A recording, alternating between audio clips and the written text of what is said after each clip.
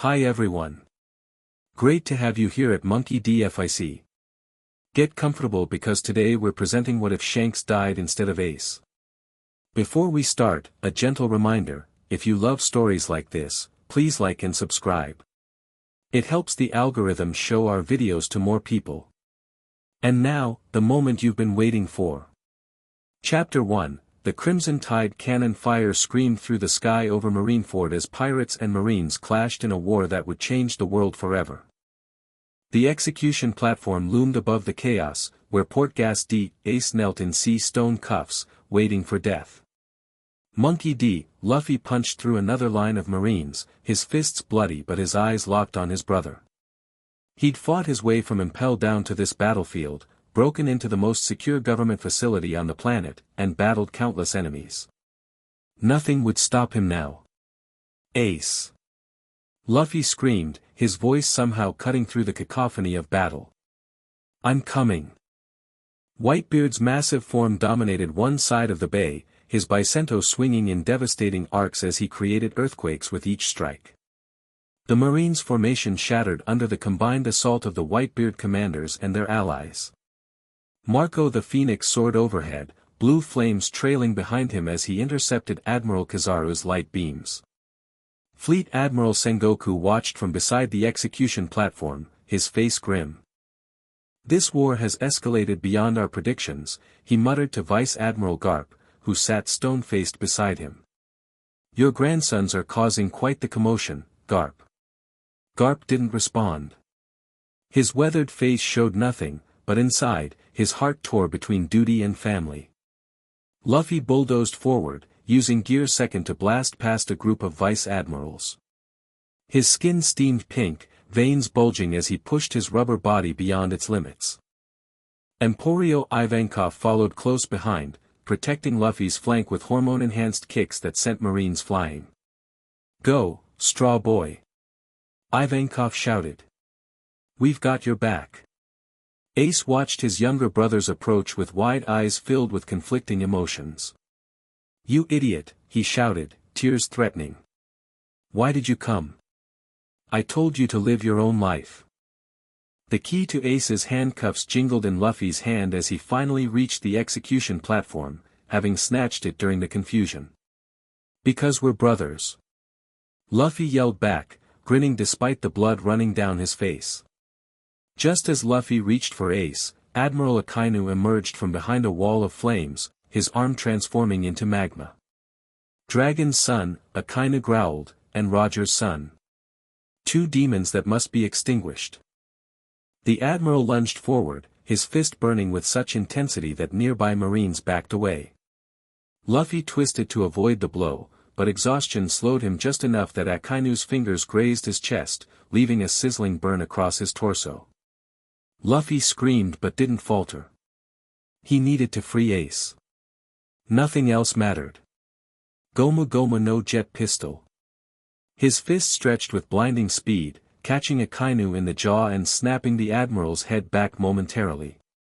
Sengoku's eyes widened. That boy just struck an Admiral. In that moment of distraction, Luffy reached Ace and jammed the key into his cuffs. The sea stone restraints fell away with a clank, and Ace flexed his wrists, flames already dancing across his skin. You never listen, do you? Ace said, a reluctant smile forming despite the danger surrounding them. Nope. Luffy laughed, the sound incongruous amid the battlefield. Let's get out of here. The brothers jumped from the platform together, landing back-to-back as Marines surrounded them. Ace's fists ignited with his signature Fire Fist attack while Luffy stretched his arms wide. Fire Fist. Gomu Gomu no Whip. They cleared a path through the encircling Marines, moving with the coordinated precision that came from childhood training together. For a moment, the impossible seemed possible, they might actually escape. Then Admiral Akainu recovered, his face contorted with righteous fury as he pursued them across the battlefield. The son of Roger won't escape justice, he roared, melting the ground beneath his feet as he charged. Whitebeard intercepted him, the clash of their powers sending shockwaves across Marineford. My son will leave here alive, the Emperor declared, his voice carrying the weight of absolute certainty. While they fought, Luffy and Ace continued their desperate dash toward the harbor where allied ships waited. Jinbe joined them, using fishman karate to clear obstacles from their path. Freedom seemed closer with each step. Then Akainu said the words that changed everything. "Whitebeard is nothing but a failure from a bygone era," the admiral taunted loudly enough for everyone to hear. "A man who couldn't even protect his sons from execution." Ace skidded to a halt, his entire body tensing. Luffy grabbed his arm. "Ace, don't," but Ace had already turned, flames erupting around him. "Take back what you said about Pops." "Ace. We need to go." Luffy pleaded, but his brother was already charging back toward Akainu. Their eyes met for one brief moment, Luffy's desperate, Ace's determined, before Ace launched himself at the admiral. Fire and magma collided in a superheated explosion that forced everyone nearby to shield their faces. "Fire Fist!" Ace shouted, pouring everything into his signature attack. Akainu merely smiled, his magma arm absorbing and overwhelming the flames. "Magma burns hotter than fire, boy." The admiral's fist punched through Ace's fire, aimed directly at his heart. Time seemed to slow as Luffy watched, too far away to intervene, his exhausted body refusing to move fast enough. "Ace!" Luffy screamed, his voice raw with desperation. A blinding flash of green light cut across the battlefield, and suddenly the space between Ace and Akainu was filled with a new presence. Red hair fluttered in the wind as a man appeared, moving so fast that even the admiral's eyes widened in shock. Shanks.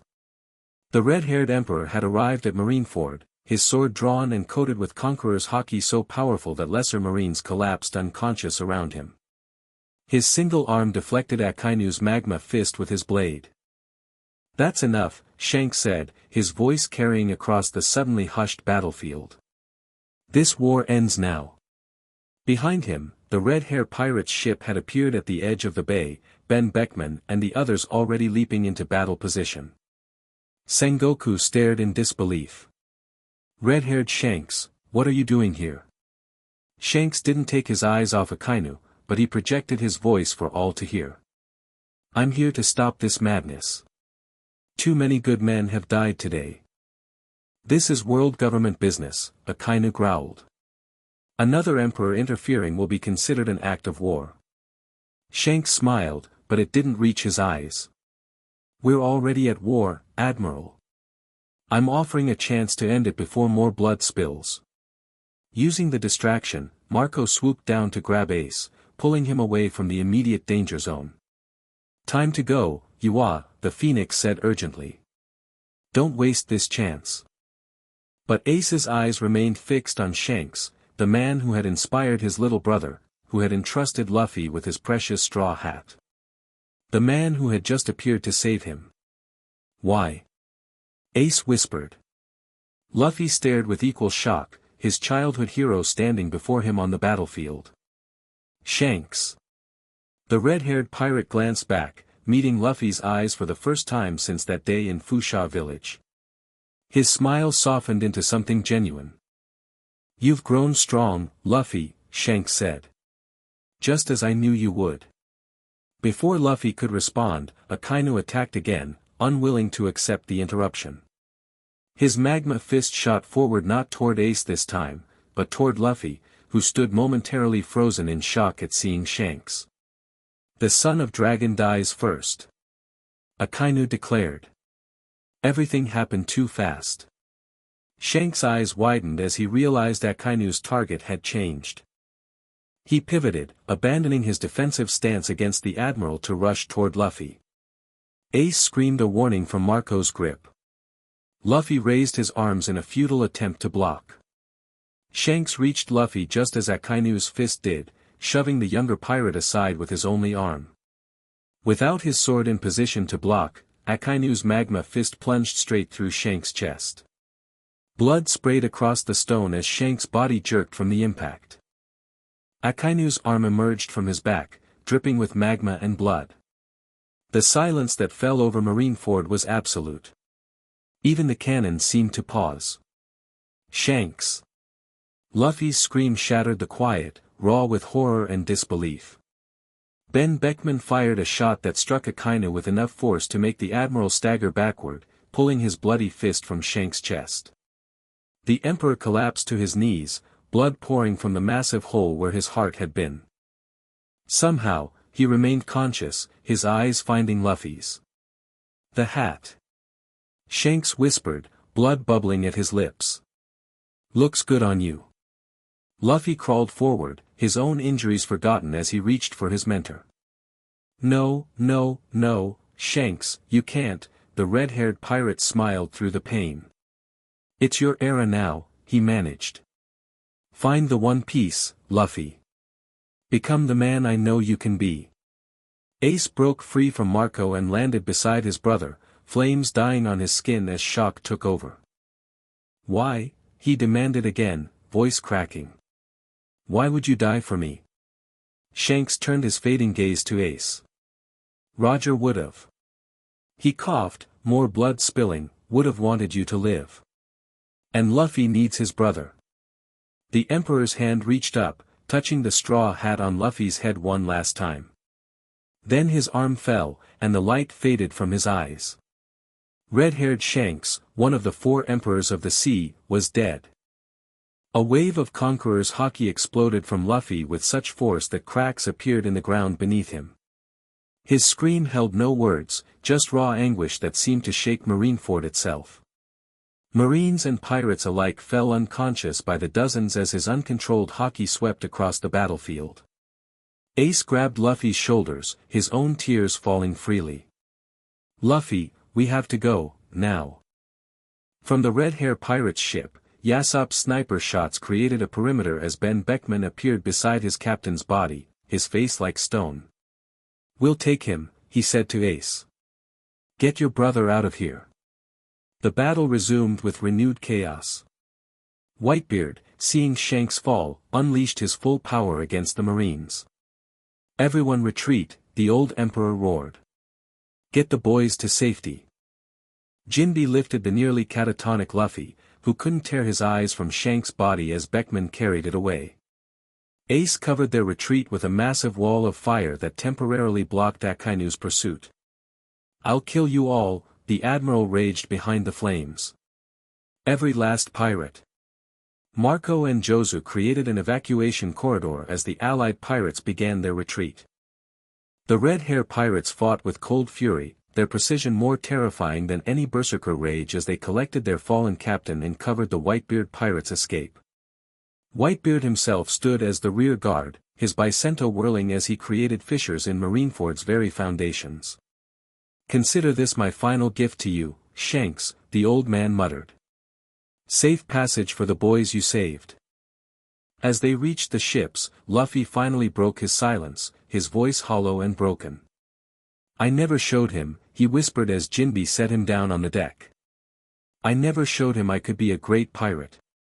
Ace, despite his own shock and guilt, gripped his brother's shoulder. Then live and show the world instead. Don't let his sacrifice be for nothing. The Allied fleet pulled away from Marineford as Whitebeard's final attack sent tidal waves crashing against the Marine headquarters. The old Emperor remained behind, choosing to die standing rather than retreat, his laughter echoing across the water as he covered their escape with his life. Aboard the ship, Luffy sat cross-legged, staring at nothing, the straw hat clutched in his hands. When Ivankov approached with medical supplies for his wounds, Luffy didn't even seem to notice. Straw Boy needs immediate treatment, Ivankov told Ace with uncharacteristic seriousness. His body has reached its limit. Ace nodded, but before he could respond, Trafalgar Law's submarine surfaced alongside their vessel. Give me Straw Hatya, the surgeon called. My submarine can outrun any marine vessels and I can treat him properly. Jinbe made the decision, lifting the unresponsive Luffy once more. I'm coming with him. Ace hesitated, torn between staying with his crew and following his brother. Marco landed beside him, his phoenix flames fading. Go with your brother, Yua. He needs you now more than we do. But Pops made his choice, Marco finished firmly. Just like Shanks did. Honor them both by living, Ace. With a tight nod, Ace jumped across to Law's submarine, landing beside Jinbe who still carried Luffy. The submarine began to submerge immediately as marine ships appeared on the horizon. Inside the cramped medical bay, Law's crew worked quickly to stabilize Luffy, whose body had finally given out from the accumulated damage and exhaustion. The rubber man lay unconscious on the operating table, the straw hat still clutched in his hand even in oblivion. Law looked at Ace with calculating eyes. "You're injured too, Fire Fist ya." Ace shook his head, unable to take his eyes off Luffy. "Help him first." As the submarine dove deeper, escaping the battle above, Ace finally had a moment to process what had happened.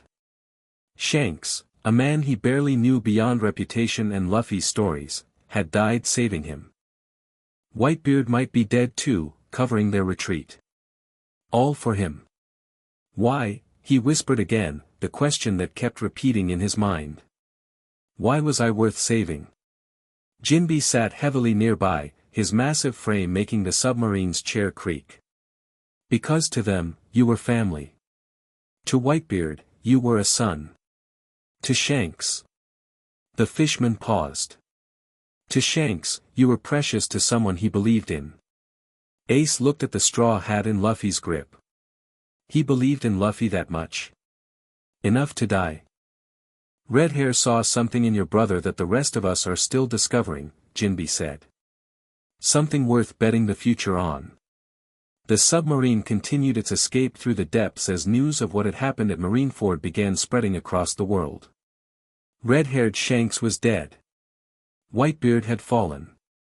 The era was changing. 3 days later, Luffy woke screaming Shanks' name, bolting upright on Law's submarine's medical bed. His hands immediately went to his head, panic flooding his face when he didn't feel the straw hat. Here, Ace said quickly, handing him the hat from where it had been carefully placed beside the bed. It's safe. Luffy clutched it to his chest, his breathing ragged.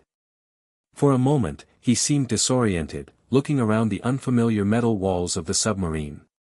Then memory crashed back, and his face crumpled. It wasn't a dream, he whispered.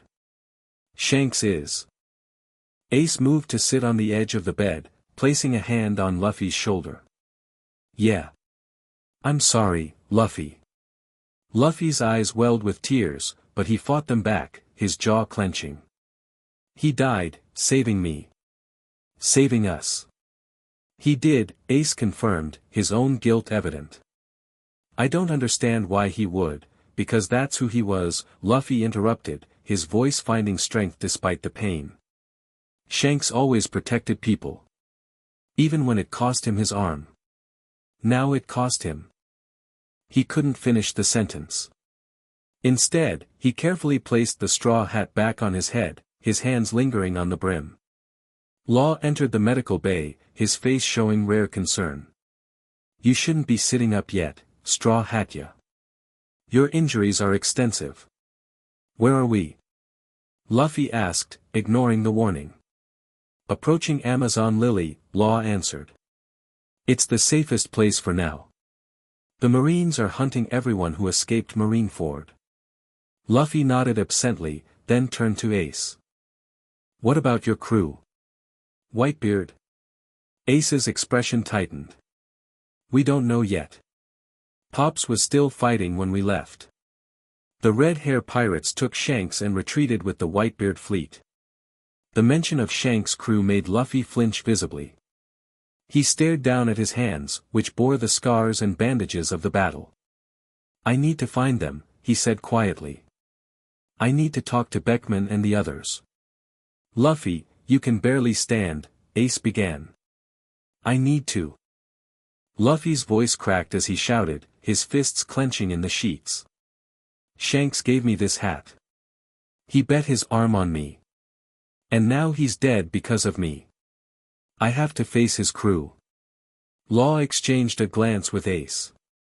We've received word the Red Hair pirates are heading to an island called Sphinx. It appears to be a Whitebeard safe house. Then that's where we'll go, Luffy decided, trying to swing his legs off the bed only to have Law firmly push him back down.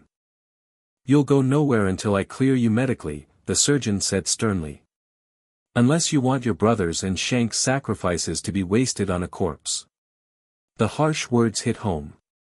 Luffy slumped back, but his eyes remained determined. Fine. But as soon as I can move, we're going to find them. Ace nodded, relief evident that Luffy wasn't completely shut down by grief. Okay. We'll find them together. Later, when Law and Ace had left him to rest, Luffy stared at the metal ceiling of the submarine, one hand touching the straw hat. I wasn't ready, he whispered to the empty room. I wasn't strong enough yet, Shanks. He closed his eyes, memories flooding back of the day Shanks had given him the hat. The promise to return it when he became a great pirate. A promise he could never fulfill now. I'll find the One Piece, he vowed quietly. I'll become the Pirate King. For both of us now. On the other side of the Grand Line, in a heavily guarded meeting room within Marine Headquarters' temporary facilities, Fleet Admiral Sengoku slammed his fist on the table. We failed, he stated bluntly to the assembled admirals and vice-admirals. Portgas D. Ace escaped. Whitebeard died, but at what cost? Marineford is half destroyed, and we lost hundreds of good Marines. Akainu stood at attention, his face impassive. We eliminated red-haired Shanks. That alone makes this operation a success. Sengoku's glare could have melted stone. A success. The world is in chaos. We've lost control of the narrative completely. Vice Admiral Tsuru, the veteran strategist, nodded gravely. The public isn't celebrating Shanks' death. They're asking questions about how two emperors fell in one day and what it means for their safety.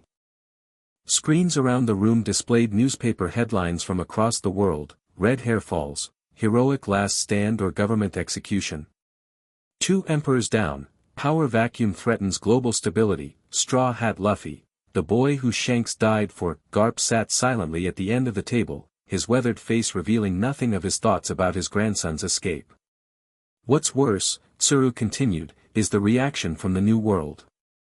Kaido and Big Mom are already making moves to claim Whitebeard's and Shanks' territories. Pirates who were neutral or even helpful to civilian islands are being replaced by far more brutal crews. Akainu remained unmoved. Then we eliminate them too. Justice doesn't compromise. Justice also doesn't create more suffering than it prevents, Sengoku countered sharply. The Gorosei are demanding explanations. Shanks was.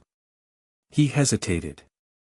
Shanks maintained certain balances in the New World that benefited everyone. He was a pirate, Akainu said flatly. Nothing more. Kizaru lazily raised a hand. So, what do we do about Fire Fist and Straw Hat? They escaped together, yes. They're with Trafalgar Law, Akiji reported, speaking for the first time. Submarine was last spotted near Amazon Lily, but we've lost track since. Sengoku rubbed his temples. We focus on stability first. Increase Marine presence in former Whitebeard and Red Hair territories. As for Ace and Straw Hat. He looked at the wanted posters on the wall. Raise their bounties. Mark them as highest priority. But our resources need to focus on preventing the New World from descending into total anarchy. Akainu's face darkened with disapproval, but he said nothing more. As the meeting concluded, Garp remained seated, staring at nothing. Sengoku paused beside his old friend. They survived, Garp, he said quietly. The Vice Admiral finally looked up, his eyes showing his age more than ever before. At what cost, Sengoku? That boy with the red hair saved my grandson, and now he's dead. Another good man gone. You consider a pirate good? Sengoku asked, genuinely curious. Garp stood slowly. I consider a man who would die to save another good, regardless of what flag he sails under. Maybe that makes me a bad marine. He walked toward the door. I'm taking leave. Don't try to stop me. Sengoku didn't. On a remote island at the edge of the New World, the red-hair pirates gathered around a pyre. Shanks' body lay atop it, cleaned and dressed in his captain's coat, his sword placed across his chest. The crew stood in silence, many openly weeping as Ben Beckman approached with a torch. The captain would hate this ceremony, Beckman said, his voice rough but steady. He'd tell us to drink and celebrate instead of standing around crying. Yasopp wiped his eyes. Damn right he would. But first, Beckman continued, we honor him properly. Not as an emperor.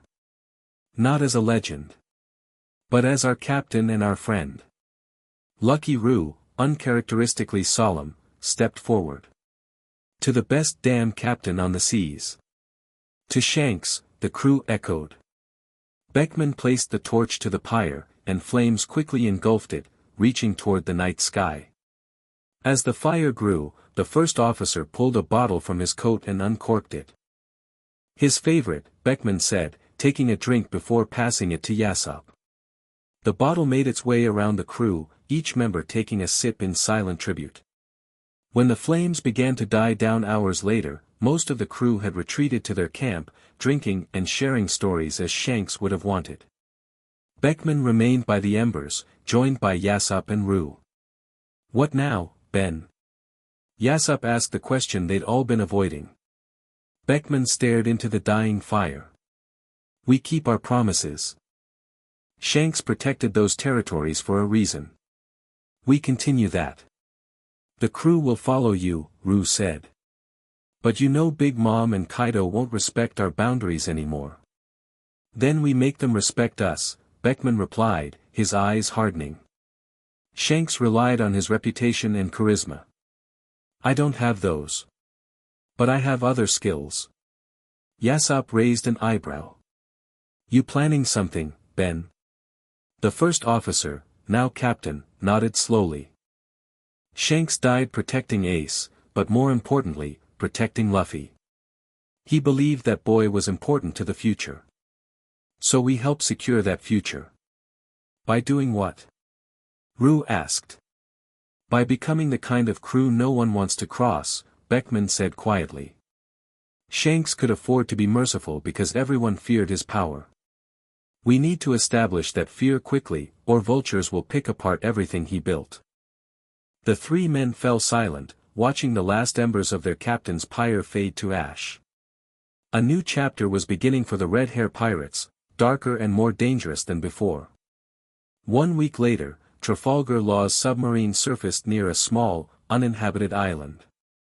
Luffy emerged into the sunlight, bandaged but moving under his own power, the straw hat firmly on his head.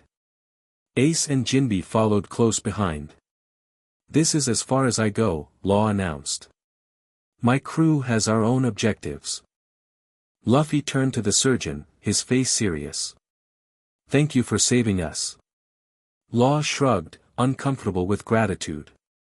Consider us even for sobriety. Not even close, Luffy replied. I owe you. Someday I'll pay that debt. The surgeon of death smirked. Just don't die before things get interesting, Straw Hatya. That would be disappointing. As Law's submarine submerged again, the three pirates stood on the beach, looking at the small boat Law had provided them. Amazon Lily is 3 days east, Jinbe said. Rayleigh sent word he'll meet us there. Luffy nodded, his eyes on the horizon. And Sphinx? Where Beckman and the others went? 2 weeks northwest from Amazon Lily, Ace answered.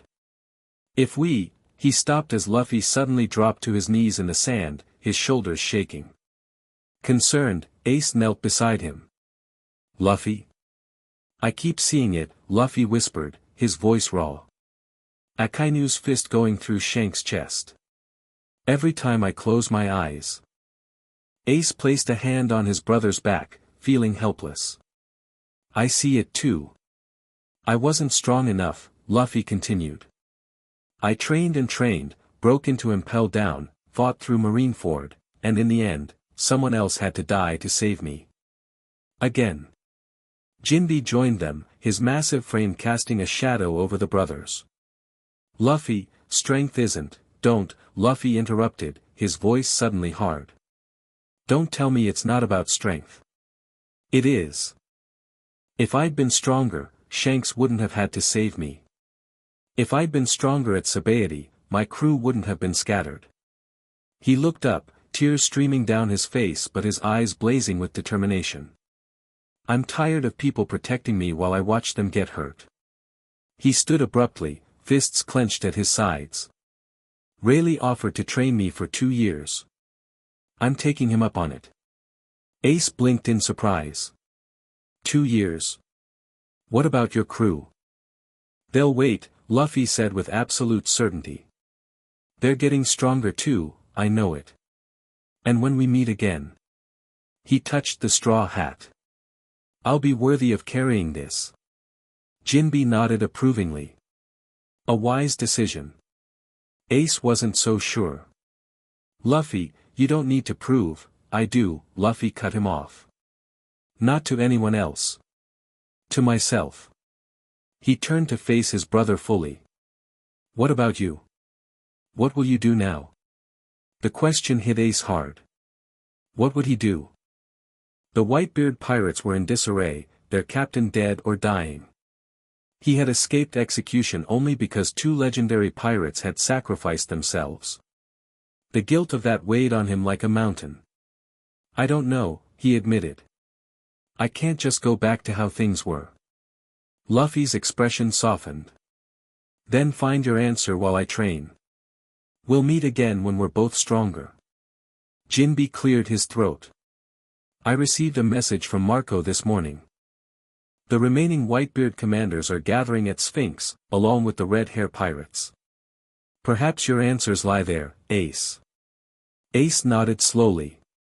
Facing Beckman and Shanks' crew terrified him almost more than facing Akainu again, but he knew he couldn't avoid it forever. Then that's where I'll go. Luffy reached out suddenly, grabbing Ace in a tight hug. Don't die, he said fiercely. Promise me. Ace hugged him back, remembering how close he had come to breaking that promise already. I won't. And when we meet again, we'll both be stronger. Strong enough that no one else has to die for us. As they prepared the small boat, Jinbe watched the brothers with thoughtful eyes. The world was changing rapidly in the wake of Marineford. Whitebeard dead. Shanks fallen. 2 of the pillars that had maintained some semblance of balance in the pirate world were gone. And yet, looking at these 2 young men, one with his father's will of D and a straw hat carrying an unexpected legacy, the other with the blood of the Pirate King and the trust of Whitebeard himself, Jinbe couldn't help but feel that perhaps, just perhaps, something better might rise from the ashes of this tragedy. The sea stretched before them, vast and full of promise and danger in equal measure. The journey ahead would not be easy, but then, nothing worth fighting for ever was. Across the new world, in the shadow-filled throne room of Onigashima, Kaido drained another bottle of sake, listening to his subordinates report with growing interest. Confirm it again, the Emperor demanded, crushing the empty bottle in his massive hand. The trembling messenger bowed lower. Why yes, Lord Kaido. Red-haired Shanks is definitely dead. Killed by Admiral Akainu at Marineford while protecting Port Gas D, Ace and Straw Hat Luffy. Kaido's thunderous laugh shook the throne room, startling his attendants. The fool. Dying for Roger's spawn. His laughter cut off abruptly, replaced by a scowl. He was supposed to die by my hand. We had a score to settle.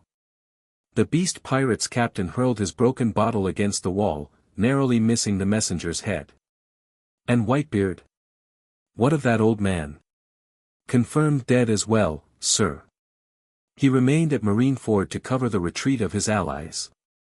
Kaido's face darkened further. Another great warrior gone, and not by my hand. He stood suddenly, towering over everyone in the room. Prepare my ship. It's time to expand our territory. From the shadows, Jack stepped forward. The Red Hair pirates still defend their borders. Ben Beckman has taken command. Beckman. Kaido snorted. The strategist? He's dangerous, but he's no Shanks. He grinned savagely. We'll test his resolve soon enough. As his commanders hurried to obey, Kaido stared out at the stormy sky above Onigashima. 2 emperors down. The balance of power that had existed for decades was shattered. For some, this would be a time of fear and uncertainty. For Kaido, it was opportunity. On a small boat in the calm waters near Amazon Lily, Luffy sat cross-legged, staring at the straw hat in his hands. The moon cast a silver glow across the ocean, turning the worn straw almost ghostly in its light. I can't wear this, he said quietly. Ace, who had been adjusting the sail, turned in surprise. What? The hat. Luffy ran his fingers along the brim. I promised to return it when I became a great pirate. But now. He swallowed hard. Now Shanks is gone, and I'm still not a great pirate. I couldn't even save my own brother without help. Ace sat down beside him. Luffy, I'm going to keep it safe, Luffy continued, but I won't wear it again until I'm worthy. Until I've become the kind of pirate Shanks believed I could be. He carefully wrapped the hat in a piece of cloth and placed it in his bag.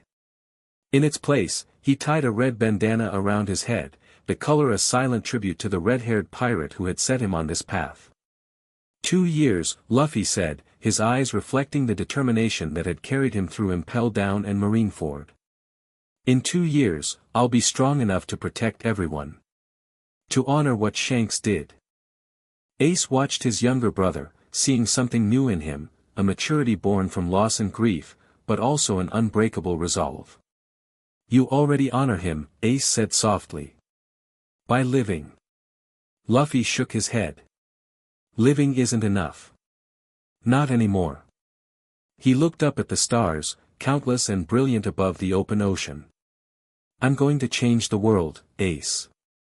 The way Shanks believed I could. The boat drifted onward through the night, carrying the brothers toward separate destinations but the same ultimate goal, to become strong enough that no one else would have to die for them. To become worthy of the sacrifices already made. Chapter 2, Scattered Pieces. 3 months after Marineford, Luffy's fist crashed into a massive tree on Rusakana Island, splitting the trunk with a single blow. The impact echoed across the otherwise silent jungle, sending birds scattering into the sky. Sweat poured down his face despite the winter air, his breath forming clouds in front of him. Again, Rayleigh commanded from where he sat cross-legged on a boulder. Focus your armament hockey into a smaller point. Luffy nodded, pulling his arm back. The skin on his knuckles blackened as he concentrated, eyes narrowing beneath the red bandana that had replaced his straw hat. He struck again, this time driving his fist completely through the tree trunk. Better, Rayleigh acknowledged. But you're still letting your emotions cloud your focus. I'm focused, Luffy insisted, flexing his fingers. The Dark King raised an eyebrow. Are you? Every time you hit something, I feel your rage. Hockey isn't about anger, Luffy. I'm not, Luffy began, then stopped himself. He took a deep breath and sat down on the forest floor. Maybe I am angry. Rayleigh's expression softened slightly. It's been 3 months. Talk to me. Luffy stared at his hands. The calluses had thickened, and new scars crossed his palms from the relentless training. I keep thinking about what would have happened if I'd been stronger at Marineford. If I could have used hockey then. You can't change the past. I know that, Luffy snapped, then immediately looked apologetic. Sorry. It's just, every night I see it. Shanks jumping in front of me. Akainu's fist. He trailed off, eyes distant. Rayleigh studied his pupil carefully. He'd trained many pirates over the decades, but none had shown Luffy's raw potential, or his current struggle. The carefree boy who'd proclaimed he would be Pirate King with a grin had been replaced by someone more complex, carrying a burden few could understand. When Roger died, Rayleigh said quietly, I spent years drowning my grief in alcohol and women. Luffy looked up in surprise. Rayleigh rarely spoke of Roger. I was angry too, the Dark King continued. Angry at the world, at the government, at Roger himself for surrendering. That anger nearly destroyed me. What changed? Rayleigh smiled faintly. Time. And eventually I realized that anger wouldn't honor his legacy. Building something new would. Luffy absorbed this, then stood up abruptly. Let's keep training. I need to master observation hockey next. We've been at this for 12 hours straight, Rayleigh pointed out. Even you need rest. I'll rest when I'm stronger, Luffy replied, moving into a ready stance. The determination in his eyes left no room for argument. Rayleigh sighed but rose to his feet. Very well. Close your eyes and tell me where the next attack will come from. As Luffy shut his eyes, concentrating on sensing his surroundings, Rayleigh studied him with concern. The boy was pushing himself beyond normal human limits, sleeping only a few hours each night before resuming training at dawn. His progress was remarkable, but the cost worried Rayleigh. The straw hat that had once seemed permanent atop Luffy's head now remained carefully wrapped and stored in their camp. The red bandana that replaced it matched the hair color of the man who had given Luffy his dream. And perhaps, Rayleigh feared, a new purpose that might consume him. At the same time, thousands of miles away, Ace stood at the bow of the Moby Dick as it sliced through the New World's treacherous waters. His eyes were fixed on the horizon where Sphinx Island would soon appear, the sanctuary where the remnants of the Whitebeard pirates had gathered after Marineford. Marco landed silently beside him, blue phoenix flames fading from his arms. We'll reach Sphinx by nightfall, Yua. Ace nodded but didn't reply. The journey back had been long, filled with skirmishes against opportunistic pirates hoping to claim Whitebeard's former territories. Each battle had been a brutal reminder of what they'd lost. The Red Hair pirates arrived yesterday, Marco continued. Beckman wants to meet with us immediately. At the mention of Shanks' crew, Ace's shoulders tensed visibly. What do they want? An alliance, from what I hear. With both Pops and Shanks gone, the New World is falling into chaos. Ace finally turned to face his friend, dark circles under his eyes testifying to his troubled sleep. How can I face them, Marco? Their captain died saving me. Marco placed a hand on Ace's shoulder. Shanks made his choice, Yua. A captain protects what he values, you should understand that better than most. But why me? He barely knew me. Perhaps it wasn't just about you, Marco suggested. Shanks and Luffy had a connection. And regardless of his reasons, dishonoring his sacrifice by drowning in guilt won't help anyone. Before Ace could respond, Vista called from the quarterdeck. Ships approaching from the east. Not flying any colors. Both commanders immediately went on alert, moving to the railing to assess the threat. 3 vessels approached rapidly, sleek and clearly built for speed rather than cargo. Blackbeard's hunters, Ace growled, flames already flickering across his shoulders. They've been tracking us since the New World entrance. Marco nodded grimly. He's getting bolder. Teach never would have directly challenged the Whitebeard pirates before Marineford. The enemy ships altered course, forming a blockade pattern ahead of the Moby Dick. On the center deck, a tall figure raised a speaking trumpet. Fire Fist Ace, the voice boomed across the water. Blackbeard sends his regards. He offers you a choice, join his crew willingly or be delivered to him in chains. Fury erupted across Ace's skin in brilliant orange flames. Tell your captain I'll see him in hell before I join the man who betrayed Whitebeard. Marco placed a restraining hand on Ace's arm. Don't waste energy on these pawns, Yua. We need to reach Sphinx. These pawns are in our way, Ace replied, stepping up onto the railing. The fire surrounding him intensified until the heat warped the air. And I'm tired of running. Before Marco could stop him, Ace launched himself from the ship, propelled by jets of flame from his feet. He soared over the waves, a comet of destruction aimed directly at the center vessel. Fire Fist. The attack roared from his outstretched hand, a column of concentrated flame that struck the lead ship with such force that the mast shattered instantly. Aboard the Moby Dick, Jozu joined Marco at the railing. Should we assist? Marco watched as Ace landed on the burning ship, unleashing a barrage of attacks against the crew. No. He needs this. On the enemy vessel, Ace moved with deadly precision, each strike calculated and controlled despite the rage fueling his flames. These weren't the wild, all-consuming attacks that had characterized his pursuit of Blackbeard. This was something different, colder, more tactical. Fire Fist is mine. A massive man with an equally massive axe charged through the flames, seemingly unaffected by the heat. Blackbeard promised a bonus for your head. Ace didn't waste words on a response. Instead, he coated his arm in armament hockey, a skill he'd been refining since Marineford, and met the axe head-on. The weapon shattered against his blackened forearm.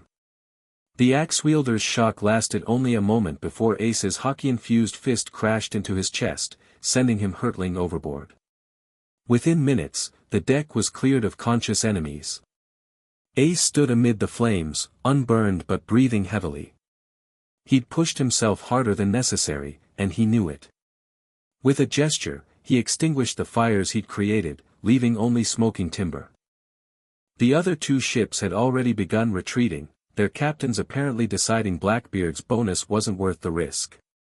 Ace returned to the Moby Dick with a controlled burst of flames, landing beside Marco.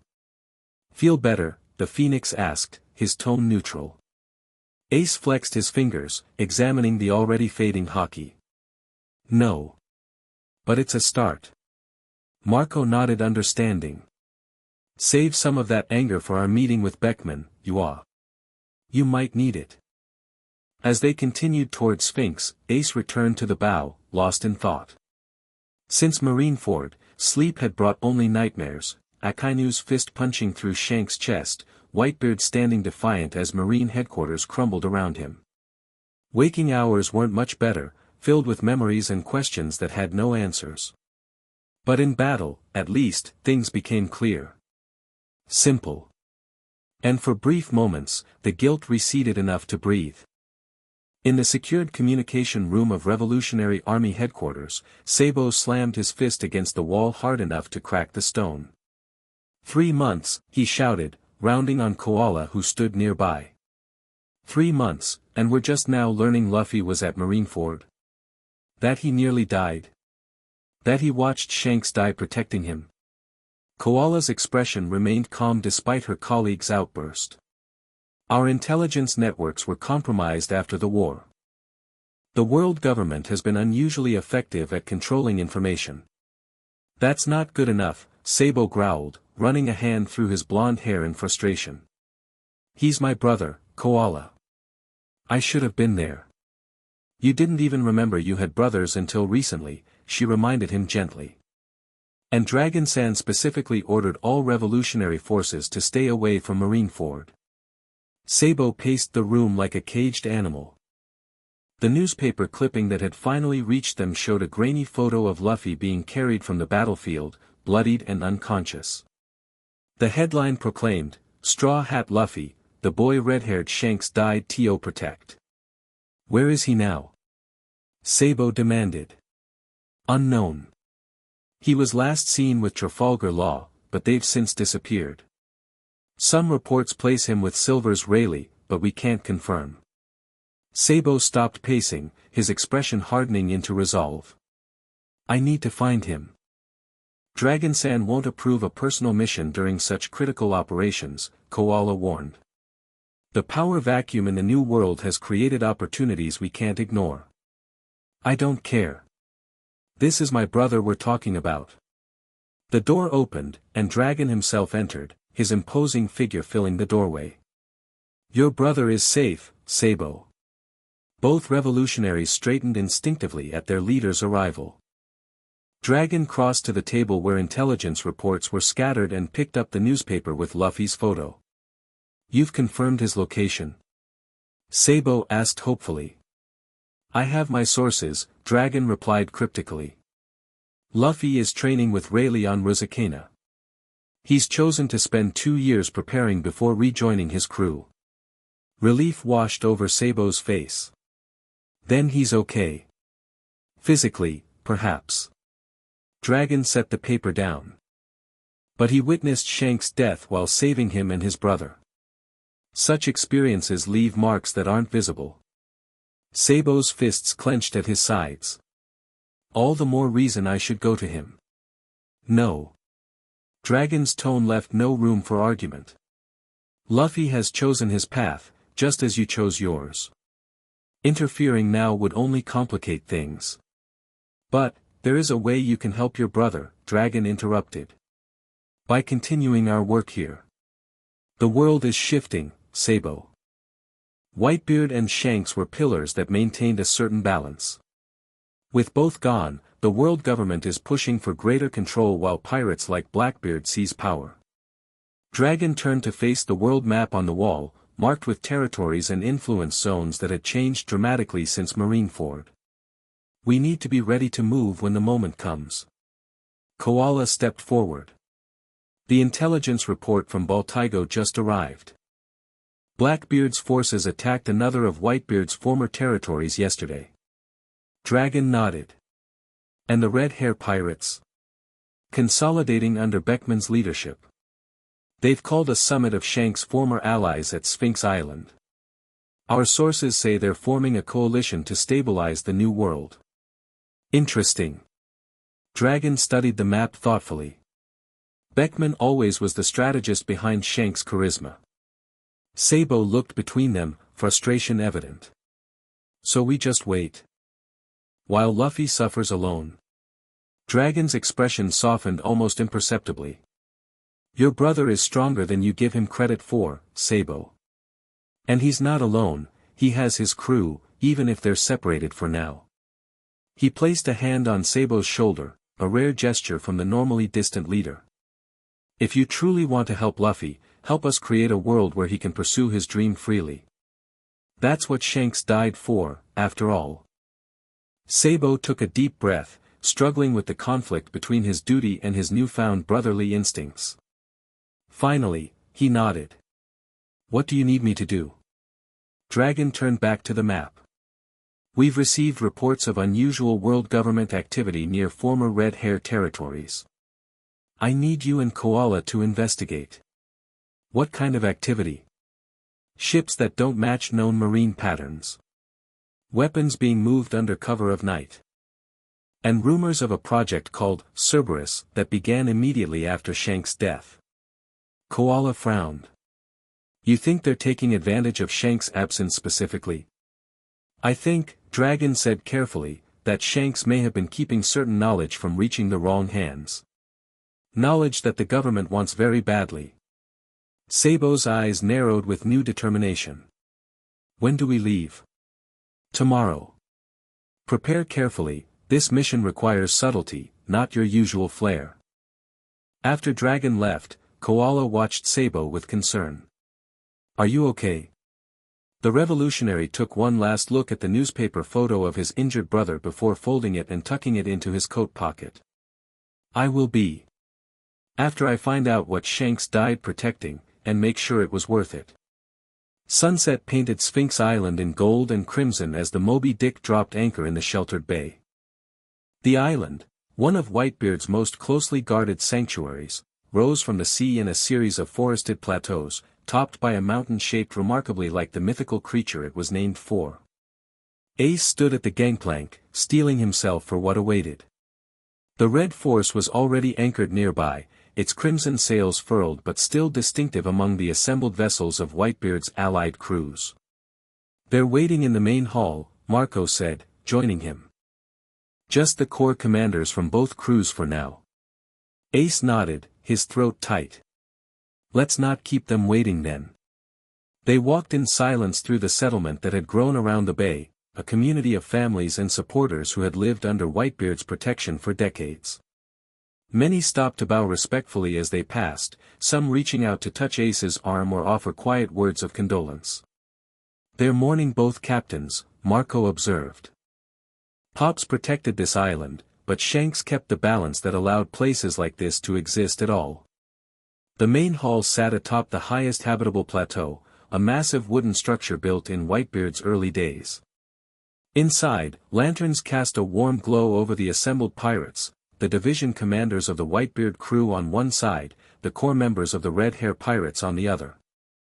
At the head of the Red Hair group stood Ben Beckman, his silver-streaked hair tied back, his rifle propped against the table beside him. His eyes, always calculating, tracked Ace and Marco as they entered, revealing nothing of his thoughts. "Welcome back," Beckman said, his deep voice breaking the silence. "We've been waiting." Ace forced himself to meet the man's gaze. "Thank you for coming. I know the journey wasn't easy with recent events." A tense silence followed, with everyone acutely aware of the absence at both tables. The empty chair where Whitebeard should have sat. The space beside Beckman that belonged to Shanks. Finally, Yasopp spoke up. "Let's not dance around it. Our captains are dead. The new world's falling apart. And everyone in this room knows the only reason we're talking instead of fighting is because of what happened at Marineford." Marco nodded. "Direct as always, Yasopp." "Yes, that's exactly why we're here, Yua." Beckman picked up his rifle, not pointing it but holding it across his lap, a habit that many had learned to recognize as his thinking posture. "I'll be equally direct. 3 months ago, my captain died saving Fire Fist Ace. That creates a bond between our crews whether we wanted it or not." Ace's fists clenched on the table. "If you're here for gratitude, I'm not," Beckman interrupted coolly. "Shanks made his choice. I'm here because of what that choice means." "And what does it mean?" Vista asked, his normally courteous tone edged with caution. "It means Shanks saw something worth dying for." Beckman's eyes locked with Ace's. He wasn't a man who threw his life away casually. If he stepped in front of Akainu's fist, he had his reasons. Lucky Roo, unusually solemn without his perpetual piece of meat, nodded agreement. Captain was always 3 steps ahead. Even at the end. Ace struggled to keep his emotions in check, flames flickering briefly between his fingers before he suppressed them. "I've been asking myself the same question for 3 months. Why would Shanks die for Roger's son? For Luffy's brother? He barely knew me." "Perhaps it wasn't about who you are," Beckman replied, "but who you might become." Marco leaned forward. "Or perhaps it was about something larger than any individual, Yua." Shanks understood balance. "Maybe he saw that your death would tip things in a direction he couldn't allow." "Whatever his reasons," Beckman continued, "we're here to honor them. The Red Hair Pirates propose an alliance with what remains of the Whitebeard crew." Murmurs ran through both sides of the table. Alliances between major crews were rare, especially ones that had operated independently for so long. "What kind of alliance?" Jozu asked suspiciously. "A pragmatic one," Beckman answered. "We secure each other's territories against Kaido, Big Mom, and especially Blackbeard. We share intelligence. We establish new boundaries that maintain stability in the new world." Marco exchanged glances with the other commanders before responding. "And the leadership, Yua?" Whitebeard didn't name a successor before he fell. A complicated question. Though Marco had naturally assumed many leadership duties as the 1st Division commander, Whitebeard had never officially designated who would inherit his position or his territories. "We're not asking anyone to serve under us," Beckman clarified. "This would be a partnership between equals. You maintain your autonomy, we maintain ours. But we present a united front to the world." "And to what end?" Ace finally spoke up, his voice steady despite the turmoil inside him. "What's the larger goal beyond survival?" The question hung in the air, weighty with implication. Beckman studied Ace with new interest, as if seeing something he hadn't noticed before. "That," Beckman said after a pause, "depends on what you want, Fire Fist." Shanks believed the next era belonged to the younger generation, to pirates like you and your brother. The question is, what will you do with it? Ace stood slowly, drawing all eyes in the room. Before I answer that, I need to know something. He faced Beckman directly, flames dancing in his eyes. When Shanks died, his last words to me were that Roger would have wanted me to live. How did Shanks know my father? What connection did they have? The atmosphere in the room shifted instantly. The Whitebeard commanders knew of Ace's parentage, but the casual mention of Roger still raised eyebrows among those not privy to that closely guarded secret.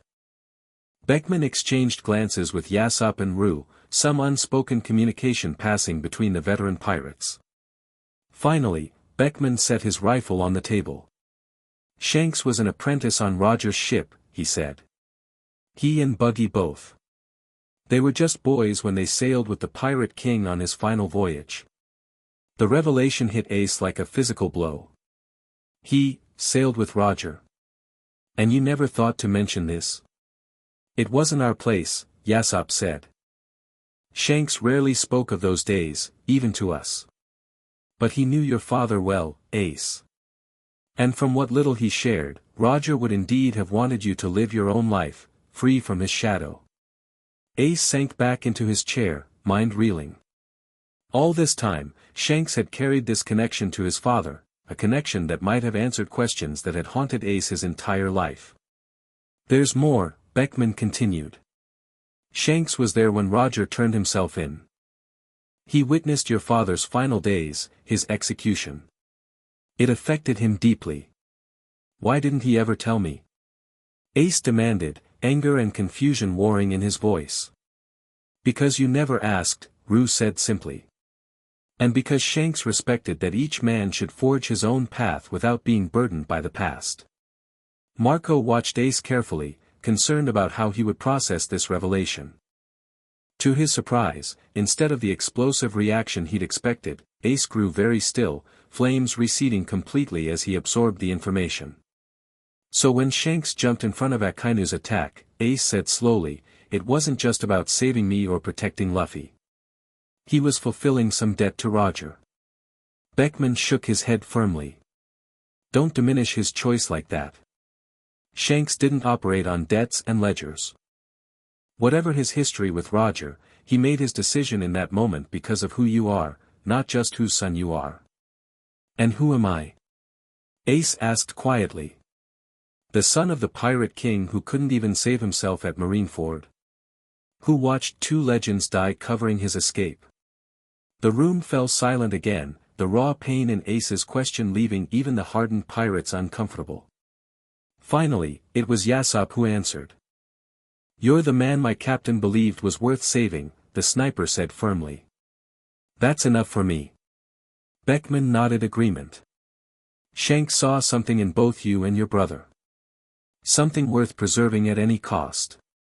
Now the question is whether you'll prove him right. Ace stood again, this time with renewed purpose. I can't bring Shanks or Whitebeard back. But I can ensure their sacrifices weren't wasted. He looked around the table at both crews. I accept your alliance, Beckman. Not just to survive, but to build something that honors both our captains. Marco smiled slightly, the first genuine expression he'd shown since arriving. I think we all agree, Yua. The alliance is accepted. As the details were hammered out over the next hours, Ace found his thoughts repeatedly returning to the revelation about Shanks' connection to Roger. How might things have been different if he'd known earlier? If he'd sought out red-haired Shanks years ago and asked about the father he'd never known? Too late now. Like so many things, that opportunity had died with Shanks at Marineford. All Ace could do was move forward, carrying not just Whitebeard's mark on his back, but now the invisible weight of Shanks' final gift as well. The meeting concluded near midnight, with agreements to begin joint patrols of their combined territories immediately. As the room emptied, Beckman approached Ace privately. There's something else you should know, the new leader of the Red Hair Pirates said quietly. Something Shanks protected that now falls to us. Ace frowned. What do you mean? Not here. Beckman glanced around meaningfully. Tomorrow. The northern beach at dawn. Come alone. Before Ace could question him further, Beckman walked away, rejoining his crew as they departed for their ship. Marco appeared at Ace's side. What did he want? Ace considered sharing Beckman's cryptic message but decided against it. Whatever secret Shanks had kept, he'd honor Beckman's caution until he knew more. Just making peace, Ace lied smoothly. It's been a long day. As they walked back toward the Moby Dick, Ace felt a strange sense of anticipation beneath his grief and guilt. For the first time since Marineford, he had a purpose beyond merely surviving, and perhaps tomorrow, he'd finally get answers to questions he hadn't even known to ask. Dawn broke cold and misty over the northern shore of Sphinx Island. Ace arrived early, watching waves crash against the black volcanic rocks that lined the isolated beach. The area was far from the settlement, accessible only by a treacherous path down the cliffside, or, in Ace's case, by using his flames to float down from above. He didn't wait long before Beckman emerged from the mist, walking along the shoreline with his rifle slung across his back. The older pirate acknowledged Ace with a nod before stopping a few feet away, pulling out a cigarette and lighting it with practiced ease. "Appreciate you coming alone," Beckman said after taking a deep drag. "What I'm about to show you, only 4 people in the world knew about. Now 3, with Shanks gone." "You're being very mysterious," Ace observed, his curiosity overcoming his usual caution. Beckman almost smiled. "Occupational habit. Follow me." They walked along the shoreline until they reached what appeared to be a solid rock face. Beckman ran his fingers along the stone until he found what he was looking for, a nearly invisible crack.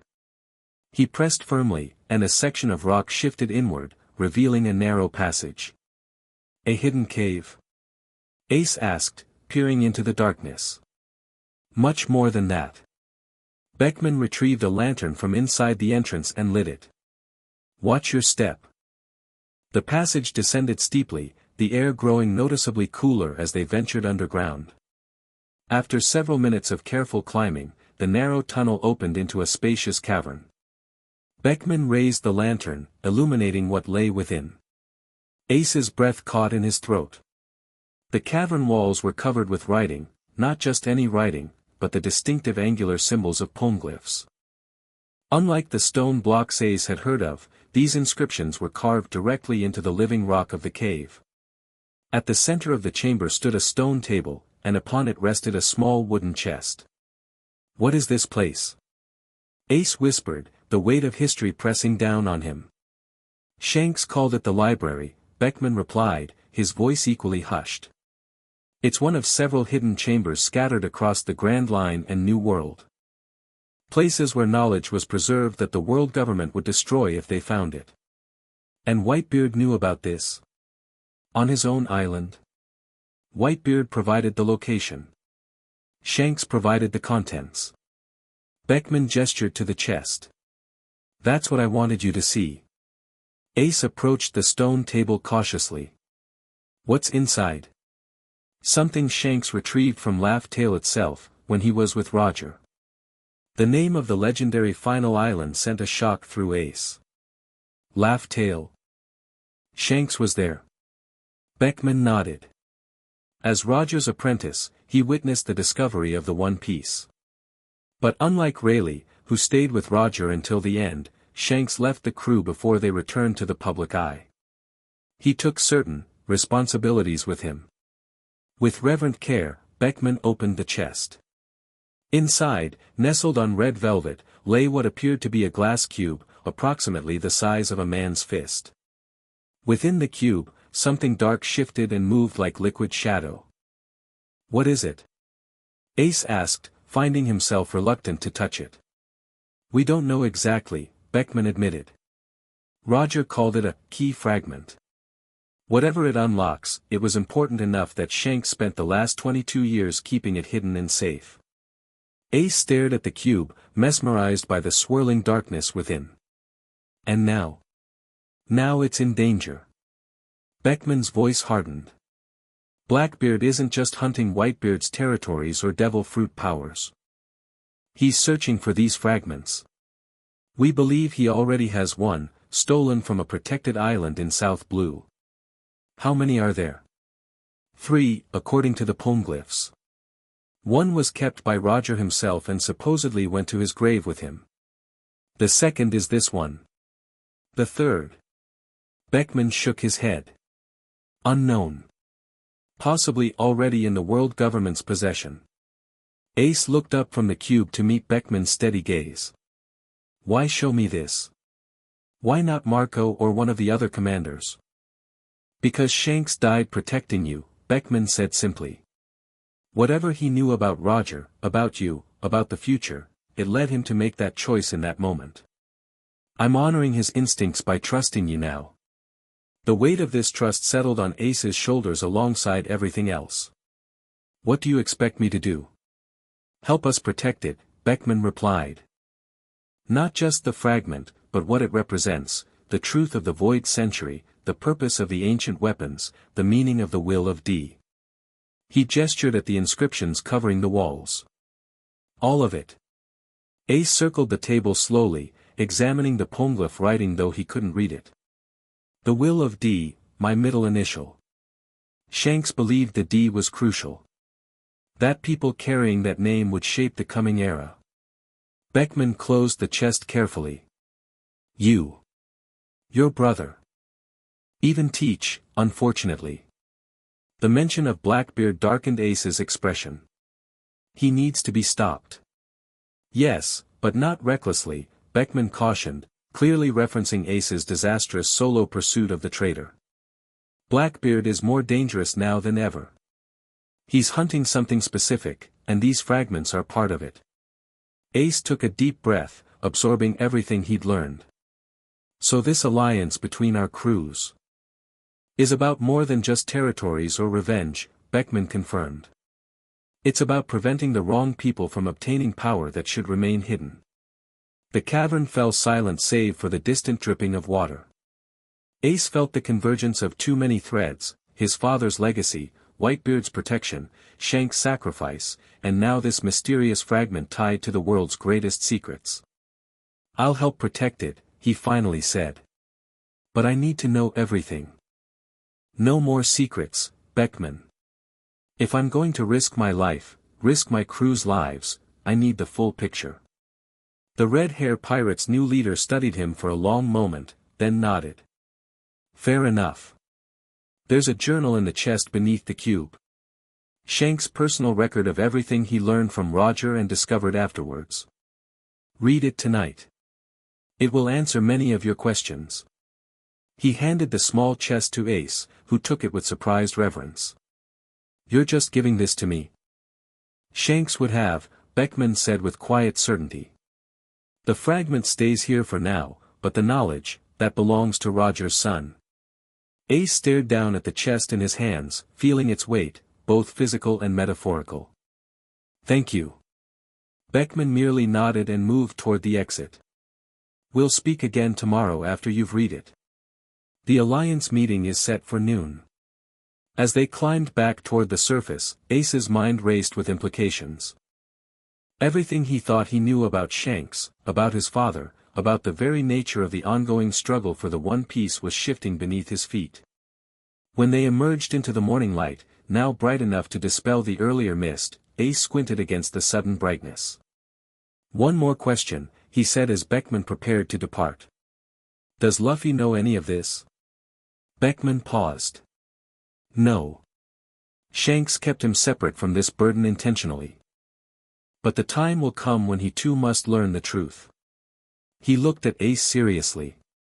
The question is whether you'll be the one to tell him. With that weighted question hanging in the air, Beckman walked away, leaving Ace alone on the beach with a chest full of secrets and no easy answers. Rayleigh watched with growing concern as Luffy pushed beyond reasonable limits once again. The young pirate had been awake since before dawn, training his newly developing observation haki by blindfolded dodging through a forest filled with predators. Now, as evening approached, Luffy still refused to stop despite bleeding from numerous wounds where his reactions hadn't been quick enough. Enough, Rayleigh finally called, stepping into the clearing. You've made excellent progress today. Luffy removed his blindfold, his eyes red-rimmed from exhaustion. I can keep going. You can, Rayleigh agreed, but you shouldn't. Even hockey requires rest to develop properly. With visible reluctance, Luffy allowed Rayleigh to lead him back to their camp, where a fire already burned and food cooked. The young pirate ate mechanically, consuming enormous quantities as usual but without his characteristic joy. You're thinking about them again, Rayleigh observed after Luffy had finished eating. Who? Your crew. You miss them. Luffy's expression softened slightly. Yeah. Every day. Yet you chose to train alone for 2 years rather than return to them immediately. Because I need to be stronger, Luffy replied, the determination in his voice edged with something darker. I won't put them in danger again because I was too weak. Rayleigh took a sip from his flask before speaking again. I've been meaning to ask you something, Luffy. What exactly do you plan to do when you return to Sabaody in 2 years? Find my crew. Get a new ship coding. Head to Fishman Island and then the New World. And after that? Luffy looked up, his expression serious in the firelight. Find the One Piece. Become the Pirate King. Rayleigh nodded. The same dream as before. But is the reason still the same? The question gave Luffy pause. He stared into the fire, shadows playing across his face. What do you mean? When we first met, you wanted to be Pirate King because it represented the most freedom on the seas. Because it was an adventure. Rayleigh studied him carefully. Is that still why you chased the title? Or has Marineford changed your motivation? Luffy didn't answer immediately. Instead, he reached for his bag and carefully withdrew the wrapped straw hat, placing it on his lap but not putting it on. Shanks believed in me, he finally said, his voice quiet but steady. He gave me this hat and told me to return it when I became a great pirate. Now I can never give it back to him. So you seek the One Piece for Shanks now? As a tribute? Luffy shook his head. Not exactly. I still want the freedom. I still want the adventure. His fingers traced the hat's brim gently. But now I also want to understand. Understand what? What Shanks saw. What Roger found at Laugh Tale. Why it was all worth dying for. Luffy looked up, his eyes reflecting the flames. Because it must be something incredible, right? For Shanks to sacrifice himself. For Ace's dad to turn himself in. For Whitebeard to die standing. Rayleigh smiled sadly.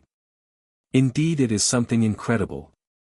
Though perhaps not in the way most pirates imagine. You know, don't you? Luffy asked suddenly.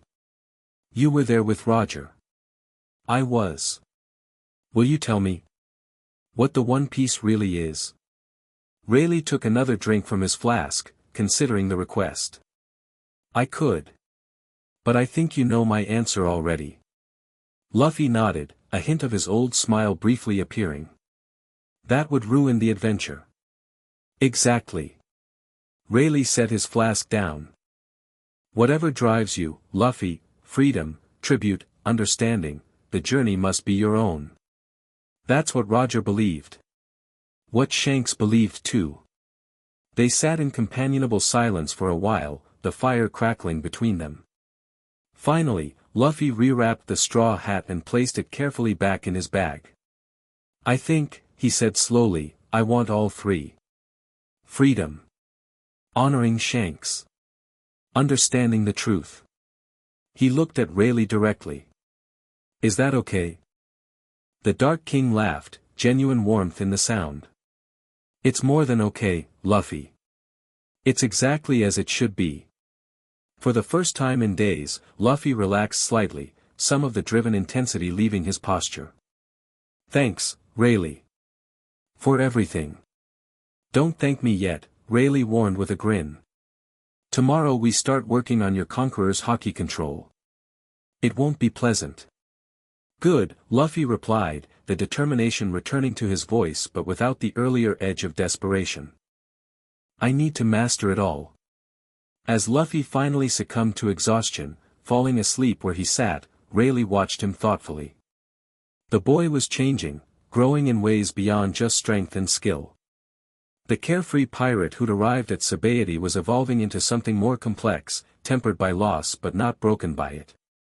Rayleigh had seen this transformation before, in Roger himself after learning the truth of the Void Century. The playful adventurer giving way to someone with purpose, with vision. You chose well, Shanks, Rayleigh murmured to his absent friend. He'll carry it forward. In the shadows of a forgotten ruin on a remote New World island, Marshal D. Teach, Blackbeard, examined his newest acquisition with satisfaction. The ancient stone altar before him held a glass cube identical to the one in Shanks' hidden chamber, except the darkness within this cube churned more violently, as if responding to Teach's presence. It's reacting to your darkness, Captain, Lafitte observed, his perpetual smile eerie in the torchlight. Just as the legend said it would. Blackbeard laughed, the sound echoing off the crumbling walls. 1 down, 2 to go. The old man was right after all. Doc Q coughed from where he sat on his sickly horse. What about the other fragments? Our spies haven't located them yet.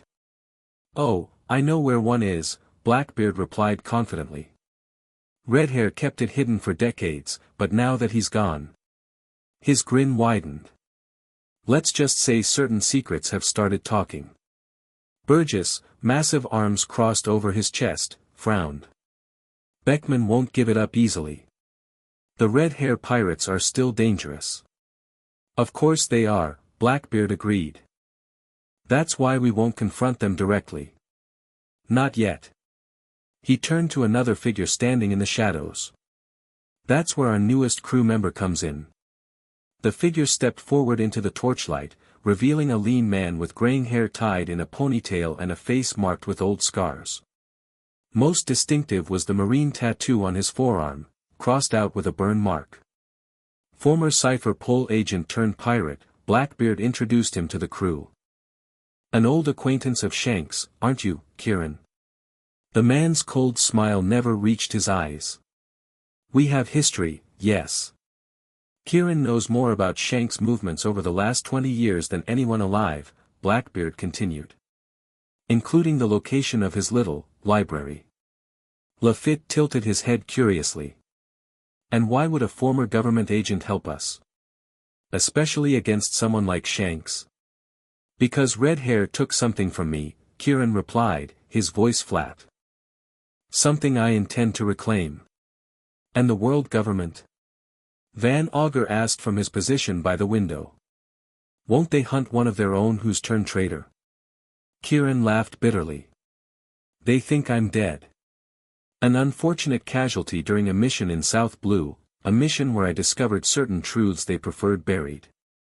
Blackbeard placed the cube carefully back on the altar. Kieran and I share an interest in buried truths. The kind of truths that could reshape the world if properly leveraged. The former Cypher Pole agent nodded. The fragment on Sphinx Island is accessible, but heavily guarded now that Beckman has allied with the Whitebeard remnants. Ah yes, the alliance. Blackbeard's expression darkened momentarily. Fire Fist is becoming quite the problem again. They've increased patrols around all their territories, Burgess reported. Our usual infiltration methods won't work. Blackbeard waved away the concern. We don't need to infiltrate. We just need to divide their attention. He turned to Kieran. How soon can your contacts create a suitable distraction? 2 weeks. Maybe less if we move quickly. Perfect. Blackbeard's eyes gleamed with malicious anticipation. While they're busy putting out fires elsewhere, we'll slip onto Sphinx and take what we need. As his crew discussed the logistics, Blackbeard returned his attention to the cube, watching the darkness swirl within it. Unlike Beckman, he knew exactly what these fragments were, or rather, what they would become when united. Not a key, as Roger had called them. A weapon. The ultimate weapon against those who thought themselves gods. And Blackbeard intended to wield it, whatever the cost. Marine vessels approaching from the southeast. The lookout's call echoed across the deck of the Moby Dick, bringing commanders rushing to the railings. Ace joined Marco at the bow, squinting against the setting sun to make out the approaching ships. How many? 5 warships, Marco replied grimly. Flying Vice Admiral colors. It had been a week since the alliance between the Red Hair and Whitebeard pirates had been formalized. Word had spread quickly throughout the New World, despite their efforts to keep the arrangement quiet until defenses were properly established. Beckman appeared beside them, having come aboard from the Red Force at the first alarm. They're moving in standard Marine formation. Looks like they want to talk, not fight. Since when do Marines want to talk to pirates? Ace muttered. Since 2 Emperor crews joined forces, Beckman replied dryly. The lead Marine vessel raised signal flags requesting parley. After a brief consultation among the commanders, they agreed to allow a single ship to approach while the others remained at a distance. As the warship drew alongside the Moby Dick, a familiar white-haired figure stood at its rail. Smoker, Ace identified him, surprised. What's a G5 Vice Admiral doing this far into the New World? The Marine officer looked as displeased to be there as the pirates were to see him. Smoke coiled from his cigars as he assessed the assembled commanders. Permission to come aboard, Smoker called, making it sound more like a demand than a request. Marco nodded reluctantly. Just you and 1 aide.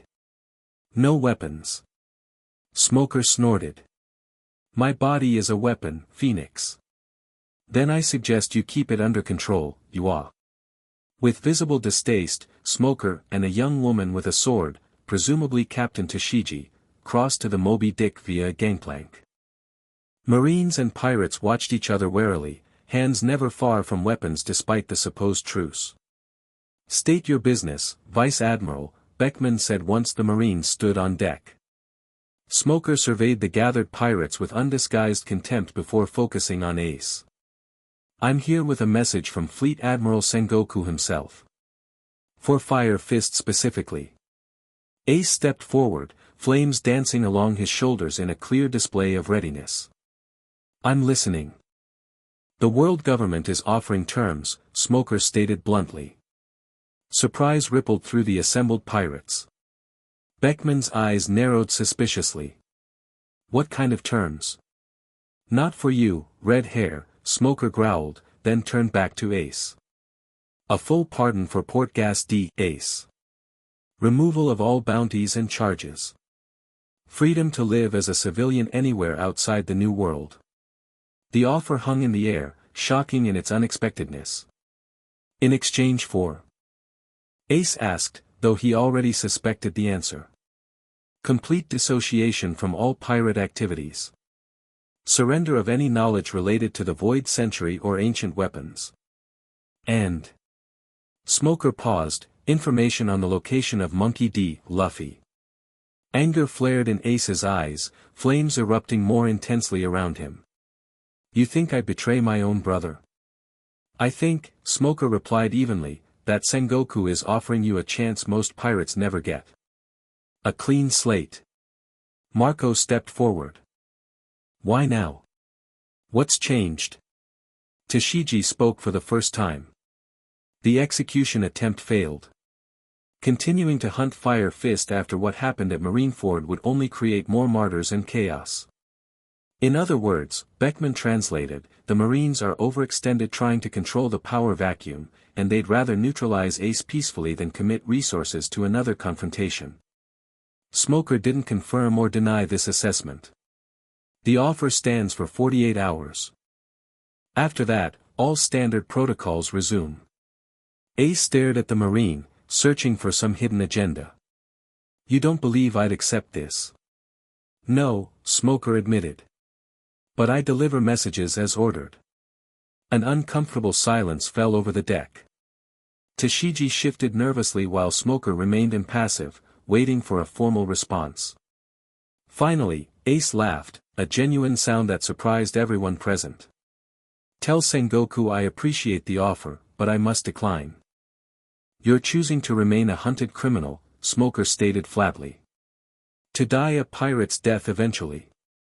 I'm choosing freedom, Ace corrected. The same thing my brother fights for. The same thing Whitebeard protected. The same thing Shanks died for. His expression hardened. I won't dishonor their sacrifices by surrendering to the people who killed them. Smoker studied him for a moment, then nodded curtly. Message received. He turned to leave but paused. One more thing, Fire Fist. Off the record. What's that? Akainu has been promoted to Fleet Admiral following Sengoku's retirement announcement. The temperature on deck rose noticeably as Ace processed this news. Why tell me this? Smoker glanced at Tashigi before answering. Because while Sengoku offers pardons, Akainu offers only annihilation. He's redirected significant marine resources to hunting both you and Straw Hat. Is that concern I hear, Smoker? Ace asked with grim amusement. Pragmatism, the Vice Admiral replied. Akainu's obsession with absolute justice is creating blind spots in marine operations. Pirates like Blackbeard exploit those blind spots while Akainu focuses on personal vendettas. Before Ace could respond, Smoker turned and strode back to the gangplank, Tashigi following quickly. Within minutes, the marine vessels were pulling away, maintaining formation as they disappeared over the horizon. Well, that was unexpected, Yasop commented once they were gone. Marco turned to Ace. You didn't hesitate in refusing. Was there ever any doubt? Ace asked. No, Beckman interjected, but it's interesting they made the offer at all. The world government doesn't bargain with pirates unless they want something badly. Ace thought of Shanks' journal, which he'd been studying every night since Beckman gave it to him.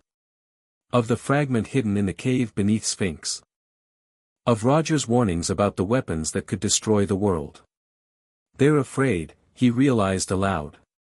With Whitebeard and Shanks gone, the only people who know certain truths are pirates like us, and Blackbeard. Beckman nodded slowly.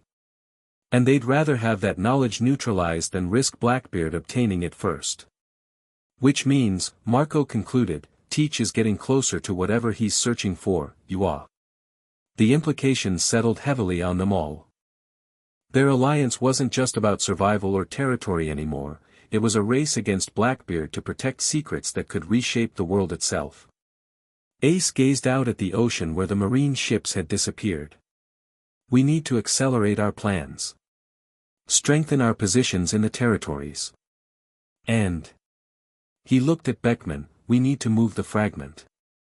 Sphinx isn't safe anymore. Where would we take it?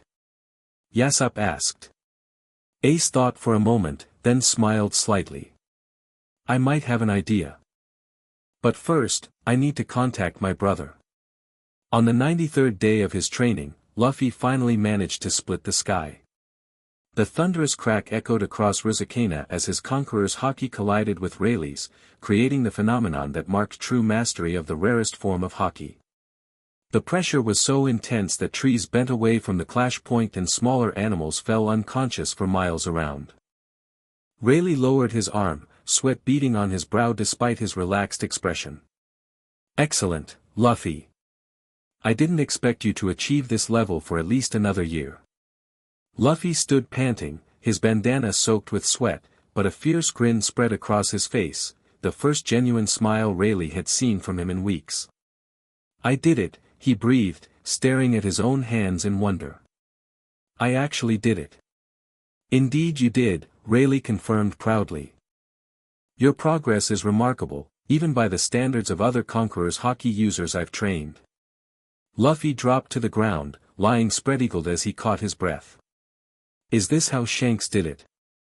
How he stopped the Sea King with just a look? Shanks was a master of conquerors' haki, yes, Rayleigh said, sitting beside his student. But each person's haki manifests differently, reflecting their spirit and will. Yours will develop its own signature over time. Luffy nodded, still catching his breath. After a moment, he asked, "Do you think he'd be proud? If he could see me now?" The question caught Rayleigh off guard. Luffy rarely spoke so directly about Shanks. Without question, he answered honestly. "Though he'd probably tell you not to push yourself to exhaustion every day." Luffy laughed, the sound reminding Rayleigh of the carefree boy he'd first met. "Yeah, he would." They sat in comfortable silence for a while, watching clouds drift overhead. Eventually, Rayleigh spoke again. "I've been considering your training schedule." At this rate, he was interrupted by the screech of a messenger bird circling overhead. The colorful parrot swooped down, landing on a nearby rock with a small tube attached to its leg. "Mail delivery?" "Here." Luffy sat up, surprised. "No one's supposed to know we're on this island." Rayleigh approached the bird cautiously, examining the tube. "It's addressed to you, from Ace." Luffy jumped up immediately, rushing to retrieve the message. He carefully removed the small roll of paper from the tube and unfurled it, reading quickly. "What does it say?" Rayleigh asked, noting the serious expression that had replaced Luffy's earlier smile. "Ace needs my help," Luffy replied, rolling the paper up again.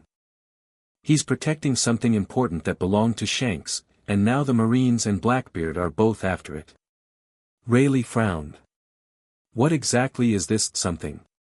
"He doesn't say exactly. Just that it's connected to the One Piece and that Shanks died protecting it along with us." Luffy looked up, determination written across his face. "He needs to hide it somewhere no one would look, and he needs my help to do it." "Your training can wait," Luffy finished firmly. "This is Ace, Rayleigh. And it's something Shanks protected. I have to go." The Dark King studied his pupil thoughtfully. 3 months ago, he might have argued, might have insisted that Luffy's training was too important to interrupt.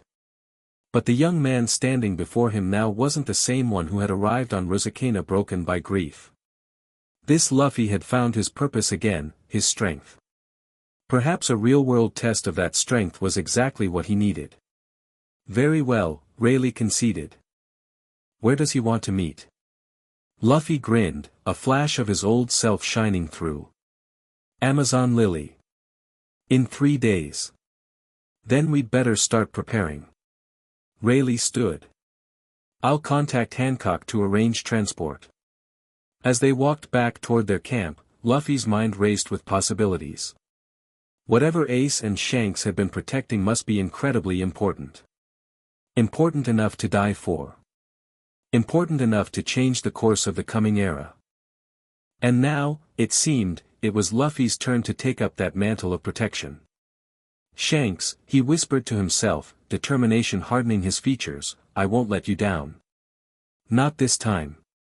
Chapter 3, Inherited. 1 year after the Battle of Marineford, a small boat cut through the morning mist surrounding a nameless island in the New World. Monkey D. Luffy stood at the bow, no longer the broken young man who'd watched his hero die. His frame had filled out with dense muscle, and numerous new scars marked his arms and torso, badges earned during his accelerated training with Rayleigh. The red bandana still adorned his head instead of the straw hat, which remained carefully wrapped and stored in his pack. He scanned the shoreline with eyes that missed nothing, his observation hockey extending like an invisible net around the vessel. "They're already here," he announced to his companions. Jinbe, who steered the boat, nodded. "I count 7 ships anchored on the far side of the island." Rayleigh, lounging against the mast, smiled slightly. "Quite the gathering your brother has arranged." The island appeared unremarkable, a rocky outcropping barely large enough to support the sparse forest clinging to its slopes. No settlements dotted its shores, no flags claimed its territory. It existed on few maps, known only to a select handful of New World veterans. "Perfect for a secret meeting," Luffy murmured as they approached the hidden cove where landing would be safest. The past 9 months had transformed him in ways beyond the physical. After receiving Ace's message, Luffy had temporarily suspended his training with Rayleigh to help his brother safeguard Shanks' legacy. What was supposed to be a brief interruption evolved into an ongoing mission, one that had gradually pulled Luffy from his isolation on Rusicana and into the dangerous currents of New World politics. Remember, Jinbe cautioned as they neared shore, many attending today were Shanks' allies, not yours. They'll judge you by his standards. Luffy didn't respond. The weight of those expectations had become familiar over the past year, a constant presence like the phantom sensation of the straw hat that no longer sat on his head. They landed on a narrow strip of black sand beach. Luffy jumped ashore, immediately dropping to one knee and placing his palm flat against the ground. He closed his eyes, focusing his observation haki to its limits. 26 people on the island, he reported after a moment. Most gathered at the summit. 4 scattered as sentries. His eyes opened, a slight smile forming. Ace is with them. Rayleigh raised an eyebrow, impressed despite himself. Your range has improved. Had to, Luffy replied simply, straightening up. Let's go. They followed a barely visible path winding upward through the rocky terrain. No one spoke, each lost in their own thoughts about the gathering ahead. Today marked exactly 1 year since Shanks fell at Marineford, a deliberate choice for this unprecedented meeting of powers. As they crested a ridge, Luffy suddenly paused, his attention caught by something in the distance. Without explanation, he veered off the path, heading toward an outcropping of rock overlooking the sea. Jinbe started to call after him, but Rayleigh placed a restraining hand on the fishman's arm. Let him go. I think I know what he's doing. Luffy reached the cliff edge and stood silently, staring out at the vast ocean stretching to the horizon. From his pack, he carefully removed the wrapped straw hat, holding it reverently in his hands. Hey, Shanks, he said softly to the wind. It's been a year. The breeze ruffled his hair as he unwrapped the hat, examining its worn straw and faded red ribbon. I'm not wearing it yet, he continued, but I'm getting closer. Every day a little stronger. He ran his fingers along the brim. Ace is waiting for me up there. We're going to finish what you started. Luffy fell silent, letting the quiet moment stretch as seagulls called overhead. Then he carefully rewrapped the hat and returned it to his pack. I'll make you proud, he promised before turning back to rejoin his companions. They reached the summit shortly after, emerging into a clearing where a collection of the most notorious pirates in the New World had assembled. The gathering fell silent as Luffy appeared, all eyes turning to assess the young man Shanks had died to protect. Across the clearing, Ace broke into a grin and strode forward to meet his brother. The past year had changed him too, his face leaner, his bearing more measured. He wore a black captain's coat draped over his shoulders, the symbol of the Whitebeard pirates emblazoned on the back alongside a smaller emblem of crossed swords that Luffy recognized as Shanks' mark. You made it, Ace said, clasping Luffy's shoulder. Said I would, didn't I? The brothers exchanged a look that contained volumes, shared grief, separate journeys, and the weight of the responsibilities they'd both assumed in the wake of Marineford. Ben Beckman approached next, his rifle slung across his back and silver now dominating his once dark hair. Straw Hat, he acknowledged with a nod. Glad you could join us. Wouldn't miss it, Luffy replied, returning the nod with equal gravity. Beckman turned to include the entire assembly in his next words. Now that everyone has arrived, we can begin. The gathered pirates formed a rough circle in the clearing. Luffy recognized many faces, the Red Hair pirates in full attendance, Marco and the remaining Whitebeard commanders, Hancock and the Kuja, Rayleigh representing the former Roger pirates. Others were less familiar but equally formidable, captains who had maintained alliances with Shanks over the years. At the center of the clearing stood a simple stone marker, not a grave, but a memorial. Carved into its surface was Shanks' Jolly Roger and a single line of text, "To live free." Beckman spoke first, his deep voice carrying easily to all present. 1 year ago today, we lost red-haired Shanks at Marineford. We gather not just to remember, but to act. The world has changed in his absence, and not for the better. Murmurs of agreement rippled through the assembly. Blackbeard now controls most of Whitebeard's former territories, Beckman continued. Kaido and Big Mom grow bolder by the day. The Marines under Akainu pursue absolute justice with unprecedented brutality. He surveyed the gathered faces. Meanwhile, something dark stirs in the shadows, something Shanks spent decades keeping at bay. Ace stepped forward. That's why we've called you here. Not just to honor Shanks' memory, but to continue his work. He glanced at Luffy. To protect what he valued. Marco joined them, his normally lazy expression serious. For the past year, we've maintained an alliance between the Red Hair Pirates and what remains of Whitebeard's crew, Yua. It's kept some stability in the New World, but it's not enough. What exactly are you proposing? Asked a heavy-set captain with a forked beard who Luffy didn't recognize. Beckman and Ace exchanged looks before Beckman answered. Something unprecedented. A coalition of crews, not under a single flag, but united by common purpose. Skeptical mutters broke out immediately. Pirates don't play well together, someone called out. We're competitors, not allies, added another. Luffy, who had remained silent, suddenly stepped to the center of the gathering. The conversations died as all eyes turned to him. Shanks believed in a certain kind of freedom, he said, his voice carrying unexpected authority. Not just doing whatever you want, but creating a world where everyone can chase their dreams without the world government deciding who lives or dies. He looked around the circle, meeting each gaze directly. That's the kind of pirate king I'm going to be. Not ruling over anyone, but making sure that freedom exists. His eyes hardened. Blackbeard wants a different world. So does Akainu. If we don't stand together now, everything Shanks fought for dies with him. A stunned silence followed his declaration. Even those who had known Luffy previously seemed taken aback by the conviction in his voice, so different from the impulsive boy who'd crashed into Marineford. Yasopp let out a low whistle. He sounds like Shanks. No, Beckman corrected quietly. He sounds like himself. But he understands what Shanks understood. The discussion that followed was heated but productive. Maps were spread across rocks, territories assessed, strengths and vulnerabilities analyzed. What emerged wasn't a traditional pirate alliance but something more fluid, an agreement to share information, to respect boundaries, to present a united front against specific threats. As the technical discussions continued, Ace pulled Luffy aside, leading him to a more secluded spot overlooking the ocean. You've changed, Ace observed once they were alone. Luffy shrugged. Had to. The red bandana instead of the hat, is that permanent? For now.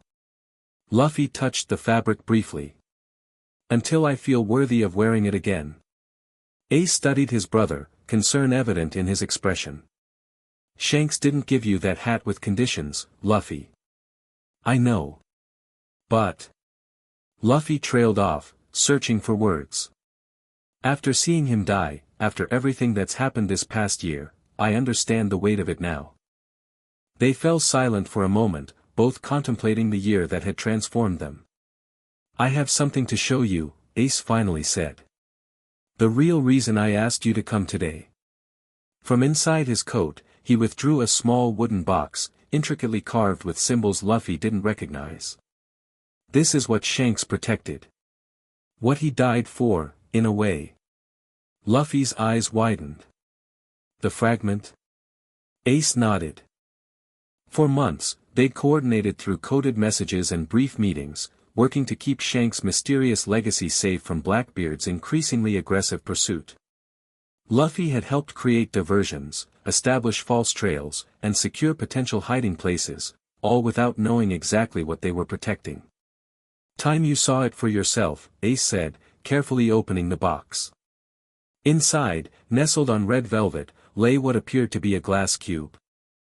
Within it, darkness shifted and swirled like liquid shadow, occasionally forming patterns that almost resembled writing before dissolving again. What is it? Luffy asked, leaning closer but not touching it. Part of a key, Ace explained. One of 3 fragments that, when combined, reveal the location of something Roger found at Laugh Tale. The One Piece. Ace shook his head. Something else. Something connected to the Void Century and the ancient weapons. He closed the box carefully. Shanks took this fragment when he left Roger's crew. He's been protecting it ever since. Luffy's brow furrowed. Blackbeard's after it. He already has one fragment, Ace confirmed grimly. The Marines may have the third. If he gets all three. Bad things happen, Luffy finished simply. Exactly. Ace tucked the box away. We've kept it moving between secure locations, but Blackbeard gets closer each time. We need a more permanent solution. And that's why everyone's here. To help protect it? Partly. But also because we need to decide what to do with it. Ace's expression grew troubled. Roger and Shanks chose to keep this knowledge hidden, to maintain the world's balance. But with both gone, the balance is already breaking. Maybe it's time for a different approach. Before Luffy could respond, a sharp whistle cut through the air, an alarm signal from one of the sentries. Both brothers immediately tensed, rushing back toward the main gathering. Ships approaching from the north. Yasopp announced, lowering his spyglass. Black sails. Blackbeard's fleet. Beckman swore under his breath. How did he find us? This location was known only to those present. Doesn't matter now, Marco said, already transforming his arms into phoenix wings. We need to prepare, Yua. The gathered pirates snapped into action with practiced efficiency, organizing defensive positions and readying weapons. Luffy stood with Ace and Beckman at the highest point, watching as 5 ships flying Blackbeard's Jolly Roger appeared on the horizon. This isn't Teach's main fleet, Ace noted, eyes narrowing. No sign of his flagship. A scouting party? Beckman suggested. Luffy shook his head, his observation haki stretching outward. No. There's someone strong leading them. His expression darkened. And they're not just approaching from the north. As if confirming his words, shouts erupted from the southern slope. More black-sailed ships had appeared on the opposite side of the island, effectively surrounding them. A pincer movement, Beckman muttered. Clever. What's the play? Ace asked, flames already dancing along his shoulders in anticipation. Beckman assessed the situation with calculating eyes. We have superior numbers and firepower here. They can't possibly expect to win a direct confrontation. Then they don't want a direct confrontation, Luffy concluded. They want something else. His eyes widened in sudden understanding. It's a distraction. Ace's hand immediately went to his coat where the fragment was hidden. You think they know I have it here? I think they're counting on it, Luffy replied grimly. We need to, he never finished the sentence. A massive explosion rocked the northern shoreline, sending a column of smoke and debris into the sky. Simultaneously, from the forest below, cries of alarm and the clash of weapons announced that enemies had already landed. They're moving faster than we anticipated, Beckman said. Yasopp, take your team and secure the south approach.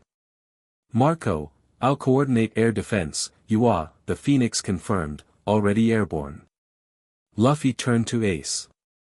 Get the fragment somewhere safe. I'll handle the front line. For a moment, Ace looked ready to argue, unwilling to retreat while others fought. Then he nodded sharply. Be careful. These won't be ordinary foot soldiers if Teach sent them here. As Ace headed toward a more defensible position, Luffy cracked his knuckles, a dangerous smile spreading across his face. Been wanting to test my training against real enemies anyway. Beckman raised an eyebrow. Don't get cocky, Straw Hat. Not cocky, Luffy replied, stretching his arms. Just ready. He launched himself downward toward the approaching enemies, his body stretching and snapping back with the increased control he developed during his training. As he flew through the air, he activated his armament haki, blackening both arms up to the shoulders. The first group of Blackbeard's men emerged from the tree-line just as Luffy landed before them, creating a small crater with the force of his arrival. They hesitated, momentarily stunned by his sudden appearance. "Sorry," Luffy said, not sounding sorry at all. "Party's invitation only." He moved like lightning, far faster than he'd been a year ago.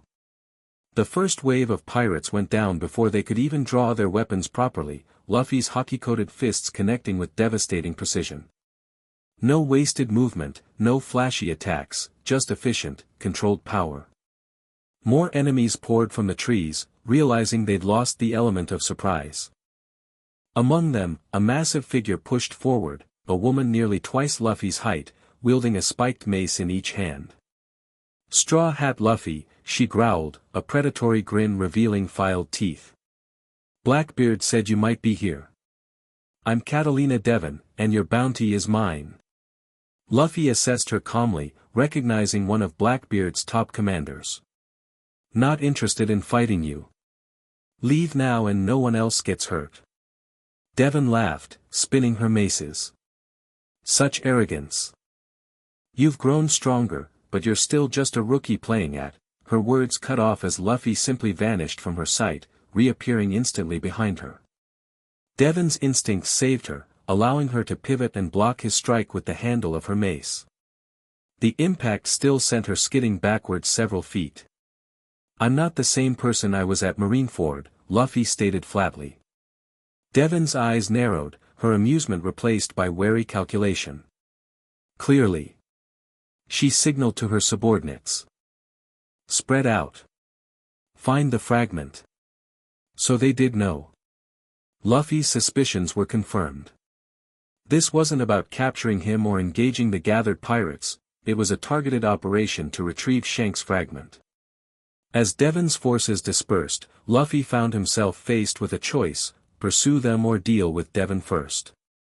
The decision was made for him when Devon attacked again, her maces whistling through the air with surprising speed for their size. Luffy dodged each strike smoothly, his observation haki allowing him to anticipate her movements. "You're just keeping me busy," he accused. "Smart boy," Devon acknowledged, continuing her assault. "But can you do anything about it?" Luffy's eyes hardened. "Watch me." He dropped low, then exploded upward inside her guard. "Gomu Gomu no Red Hawk." His hockey-coated fist ignited as it connected with Devon's midsection, the impact sending her flying backward through several trees before she crashed to a stop against a boulder. She struggled to rise, blood trickling from her mouth, eyes wide with shock at the power of the attack. "That's new," she wheezed. Luffy didn't wait for her to recover. He pressed the advantage, moving in with a barrage of strikes that forced Devon on the defensive. Each punch carried the weight of his year of intense training, each movement reflected Rayleigh's meticulous instruction. As they fought, the sounds of battle echoed from across the island. Explosions lit the sky where Marco engaged enemies in the air. Jinbe's water-based attacks crashed against the shoreline as he repelled landing parties. From the summit, the precision shots from Yasopp's rifle picked off distant targets with unerring accuracy. Devon, realizing she was outmatched in direct combat, suddenly changed tactics. She leapt backward, putting distance between them, then pulled a small flare gun from her belt and fired it skyward. The red signal burst above the island. "Too late, Straw Hat," she taunted. "Phase 2 begins now." Before Luffy could question her meaning, the ground beneath them trembled. From the direction of the northern shore came a sound like tearing fabric, massive and disorienting. The vegetation around them seemed to wilt instantly, color draining from leaves and flowers as a wave of something rolled toward them. Blackbeard, Luffy realized with sudden dread. He's here himself. Devon grinned despite her injuries. The captain never planned to leave empty-handed. Luffy didn't waste another second on her. He took off running toward the summit where Ace had taken the fragment, pushing his body to its limits. As he ran, he activated his observation haki to its maximum range, trying to locate his brother amidst the chaos. There, on the eastern slope. Ace was engaged in combat with multiple opponents, his fire abilities creating a perimeter of flames to keep them at bay. The wooden box was no longer visible on his person. Changing direction, Luffy headed toward him, only to be intercepted by a new threat. A man seemingly made of diamonds stepped into his path, arms transformed into gleaming crystalline blades. "Going somewhere?" the man asked pleasantly. "Don't have time for this," Luffy growled. The diamond man shrugged. "Make time. Orders are to keep you occupied." Luffy assessed his opponent quickly. Another of Blackbeard's commanders, not one he recognized from the wanted posters, which meant a newer recruitment. The diamond ability suggested a devil fruit similar to Josu's, making direct attacks potentially ineffective. Instead of engaging, Luffy surprised his opponent by pointing over his shoulder. "Is that Beckman?" The diamond man instinctively glanced behind him, a rookie error that told Luffy everything he needed to know about his opponent's experience level. In that split second of distraction, Luffy channeled his Conqueror's haki into a focused blast. The commander crumpled unconscious to the ground. "Huh," Luffy muttered. "That was easier than expected." He continued toward Ace, encountering and dispatching more of Blackbeard's forces along the way. Most were standard crew members, though occasionally he faced more challenging opponents. None slowed him for long. When he finally reached Ace's position, he found his brother standing amid a circle of charred earth, facing off against a lean man with graying hair tied in a ponytail. Unlike the other attackers, this man wore no Blackbeard insignia and carried himself with a different kind of confidence. "Luffy!" Ace called, not taking his eyes off his opponent. "Stay back. This one's dangerous." The stranger turned slightly, assessing Luffy with cold, calculating eyes.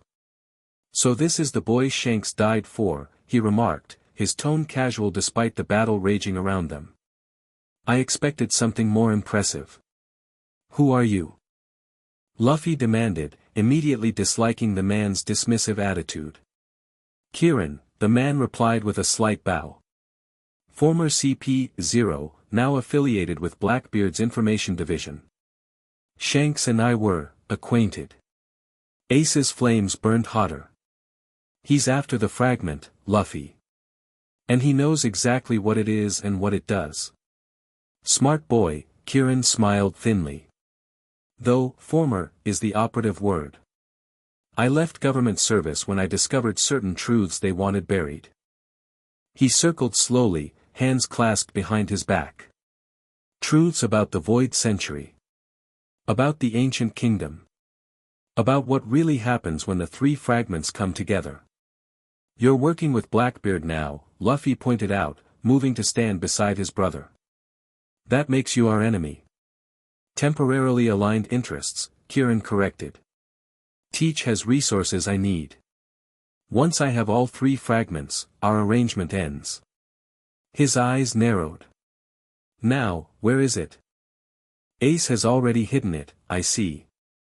"None of your business," Ace snapped. "Actually, it is very much my business." Kirin's demeanor changed subtly, a dangerous edge entering his voice. "I spent 20 years tracking these fragments. Shanks and I played our little game of cat and mouse across the Grand Line, each of us always one step ahead or behind. Until Marineford. Understanding dawned on Luffy. You're using Blackbeard to get what Shanks kept from you." "Precisely." Kirin's smile never reached his eyes. When the red-haired fool died, he created an opportunity. His crew, while formidable, lacks his particular insights. They don't truly understand what they're protecting. And you do.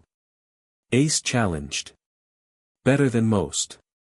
Kirin's stance shifted subtly, revealing his readiness for combat. The fragments aren't just a key to some treasure, boy. They're a weapon. The ultimate weapon against the celestial dragons and their puppets in the world government. Luffy and Ace exchanged glances, silently communicating.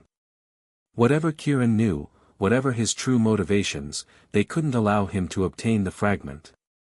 "Last chance," Ace warned, flames intensifying around his fists. Leave now. Kieran sighed as if disappointed. I was hoping for a more reasonable discussion, but very well. What happened next caught both brothers by surprise. Kieran moved with blinding speed, his body seeming to flicker and blur. Neither Sora nor simple velocity, but something else, a technique neither had encountered before. His first strike caught Ace in the solar plexus with surgical precision, momentarily disrupting his devil fruit abilities. His second was aimed at Luffy's throat, but the rubber man managed to lean backward just enough to avoid critical damage. Government combat techniques, Luffy realized, recovering his balance. But nothing like CP9's. CP0 is several levels beyond those amateurs, Kieran replied, continuing his assault with methodical efficiency. And I was their combat specialist. The brothers fought back in tandem, their years of childhood training together giving them natural coordination. Ace's flames created opportunities for Luffy's stretching attacks, while Luffy's unpredictable movements forced Kieran to divide his attention. Despite their teamwork, Kieran proved remarkably adaptable. He seemed to analyze and counter their fighting styles in real time, identifying patterns and exploiting weaknesses they didn't know they had. Your left guard drops when you prepare a fire attack, he told Ace casually, demonstrating by slipping past his defense and landing a precise strike to his ribs. And you, he addressed Luffy while evading a stretching punch, telegraph your gear second activations with a subtle weight shift. The fight intensified as both brothers tapped into their hockey abilities. Ace's flames took on the darker hue of armament hockey, while Luffy's movements became even more precise with his enhanced observation. Kieran merely smiled. Hockey won't save you. I trained under the same master as Virgo.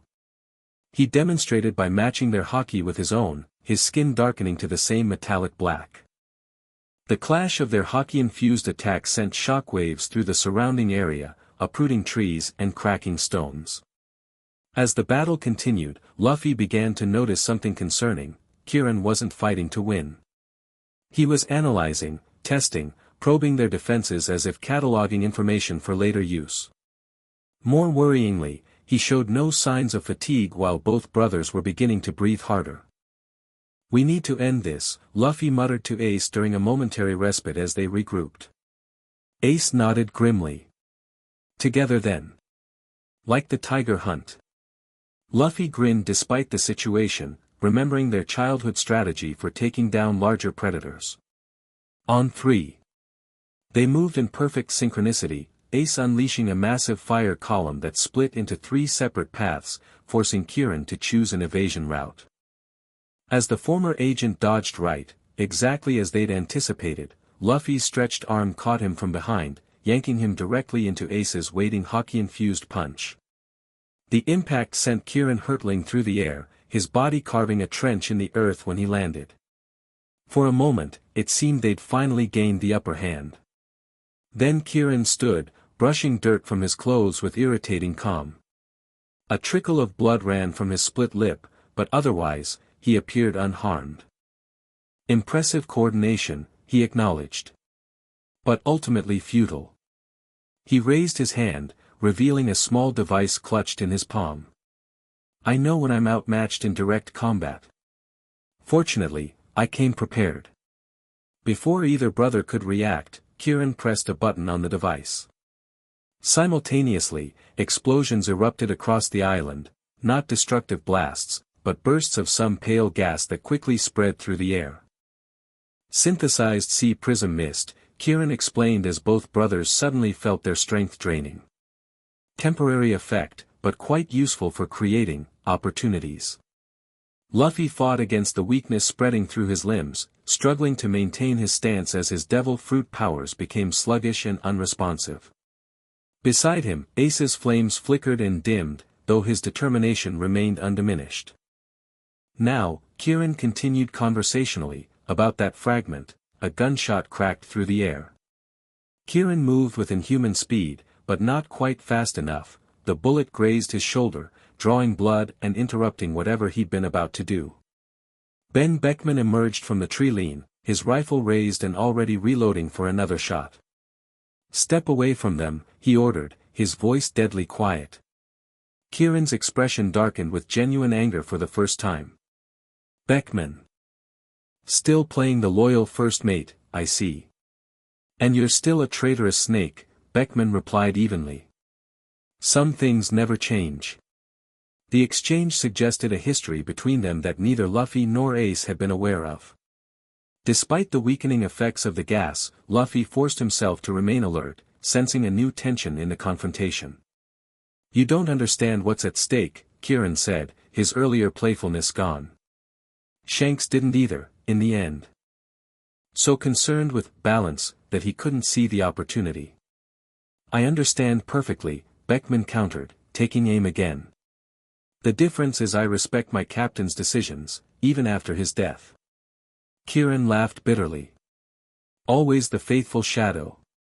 Did Shanks ever tell you the full truth about the fragments? About what happened on Laugh Tale?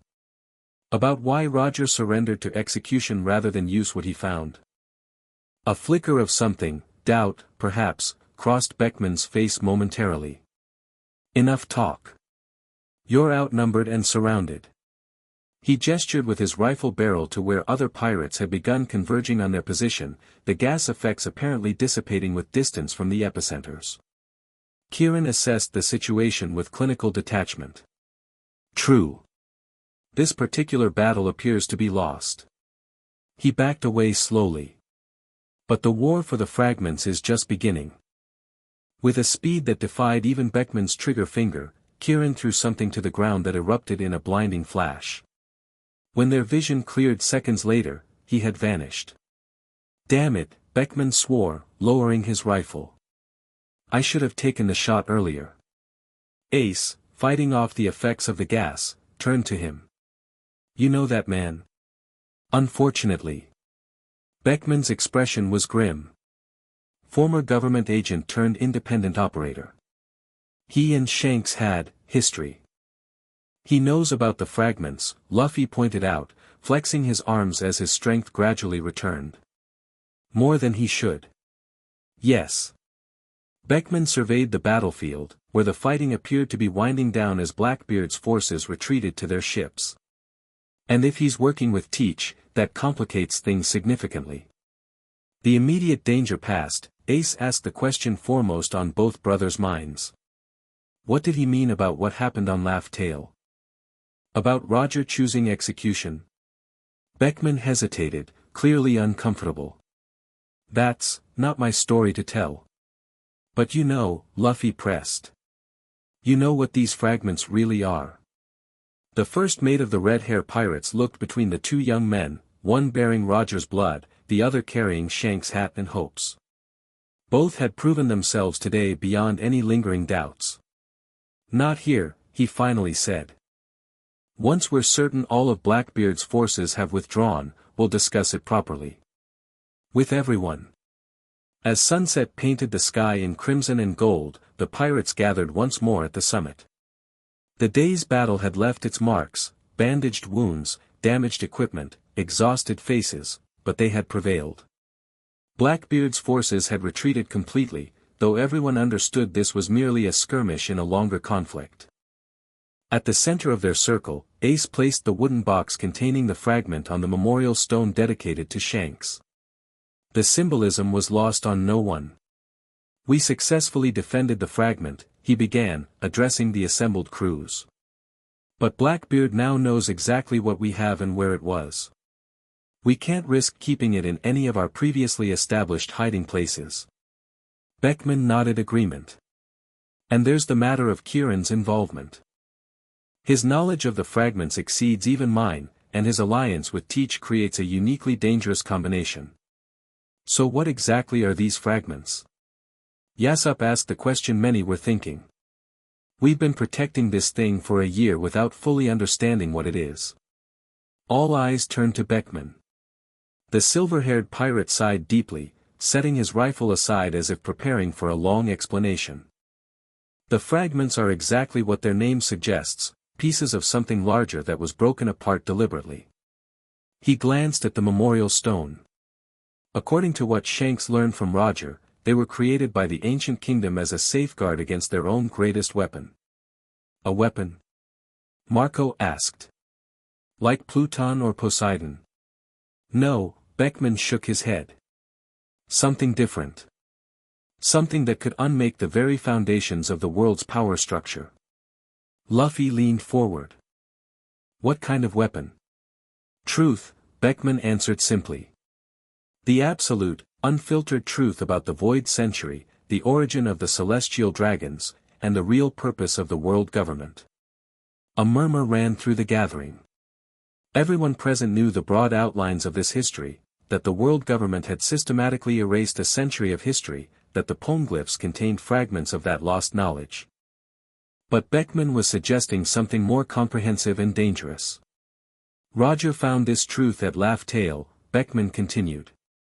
But he also found a warning from Joy Boy, that revealing everything at once would cause more harm than good. That the world wasn't ready.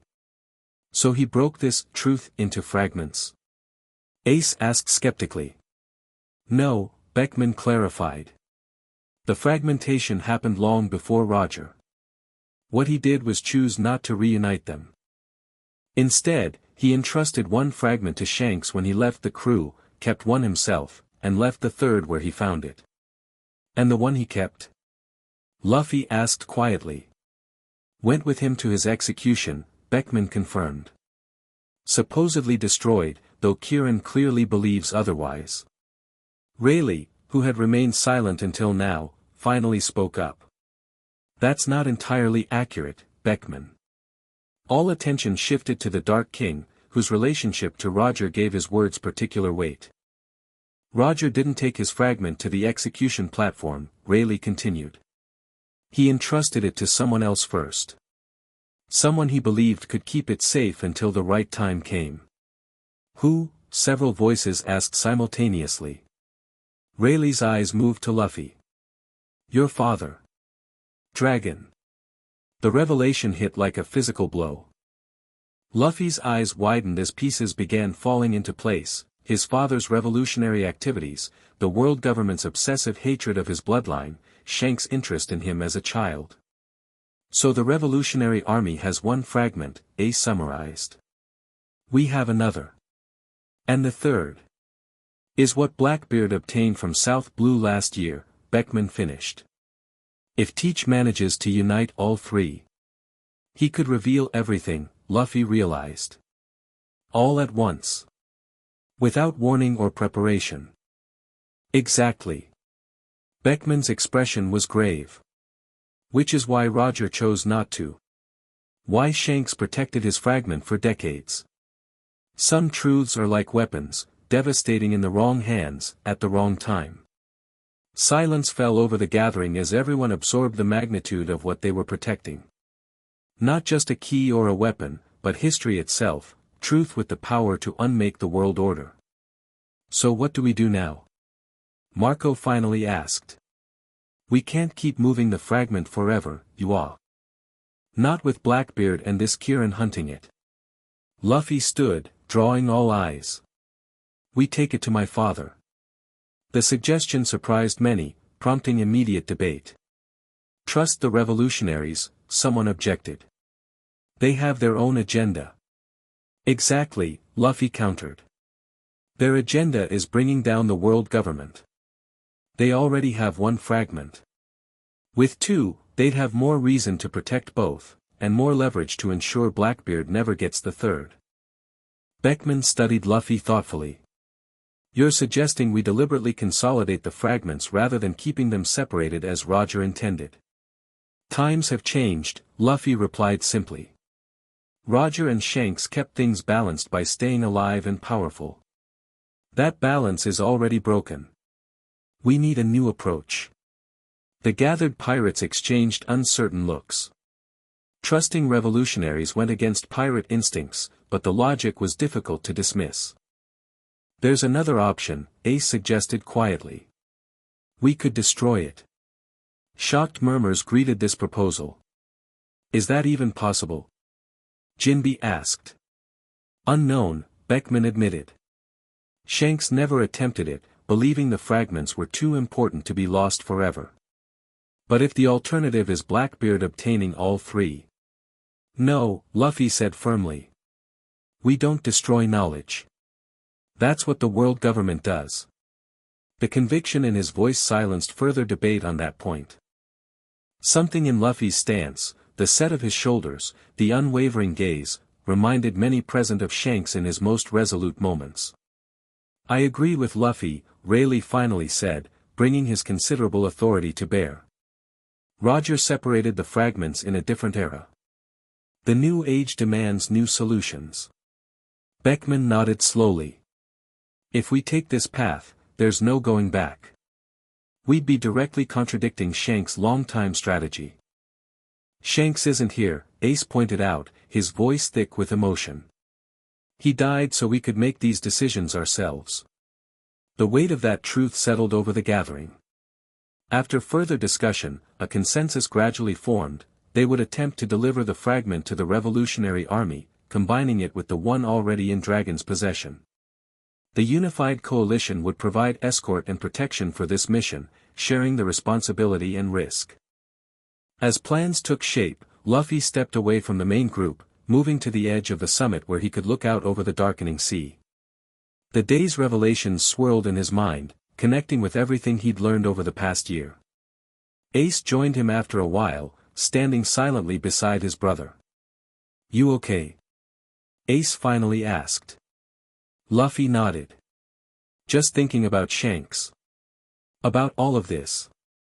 He gestured vaguely at the gathering behind them. A year ago, I couldn't have imagined any of it. Me neither, Ace agreed. I was supposed to be executed.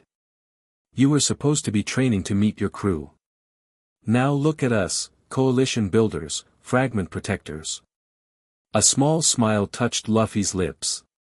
Weird, huh? Very. Ace glanced sideways at his brother. You handled yourself well today. Against Kirin. Against everyone. Rayleigh trained you well. Had a good foundation, Luffy replied. You and Sabo beat me up enough as kids. They both laughed, the sound carrying on the evening breeze, a moment of normalcy amid extraordinary circumstances. What happens after we deliver the fragment? Luffy asked after their laughter faded. You go back to leading Whitebeard's crew alongside Marco. Ace nodded. That's the plan. You. Luffy's hand went to the bandana on his head. I still have 7 months of my 2-year training promise. I intend to finish it. His expression grew determined. When I meet my crew at Sabaody, I need to be ready for the new world. For whatever comes next. And the hat? Will you wear it again by then? Luffy's fingers brushed the fabric of the bandana. Maybe. When it feels right. They fell silent again, watching as the first stars appeared in the darkening sky. Below, torches were being lit around the ships anchored in the cove, creating a constellation of lights to mirror those above. Shanks would be proud, you know, Ace said suddenly. Of both of us. Luffy considered this. I think, he'd be happy we're working together. That his sacrifice meant something. It meant everything, Ace replied softly. For us. For this coalition. For the future. As night fully claimed the island, the brothers returned to the main gathering where final preparations were being made for departure. The fragment would be transported on the Red Force with Beckman, accompanied by a fleet of allied vessels including members from each participating crew.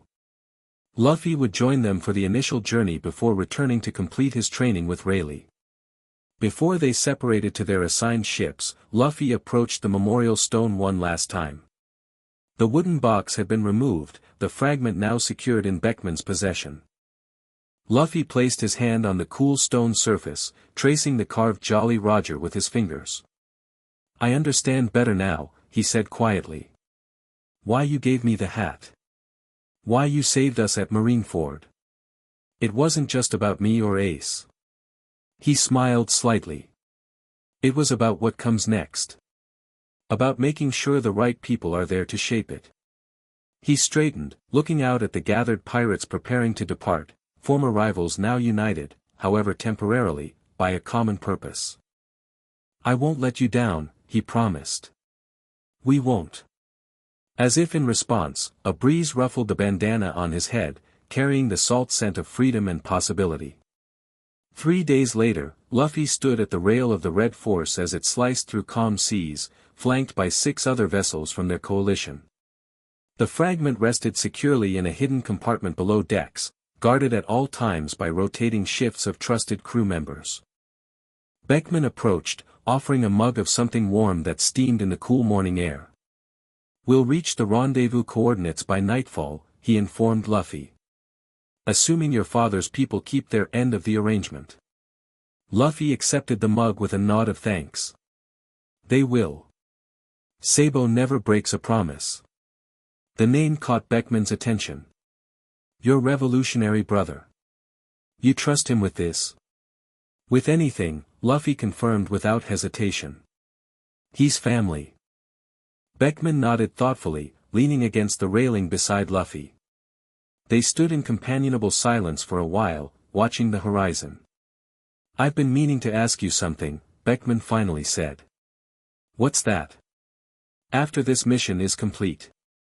After you finish your training and reunite with your crew." Beckman turned to look directly at Luffy. "What then?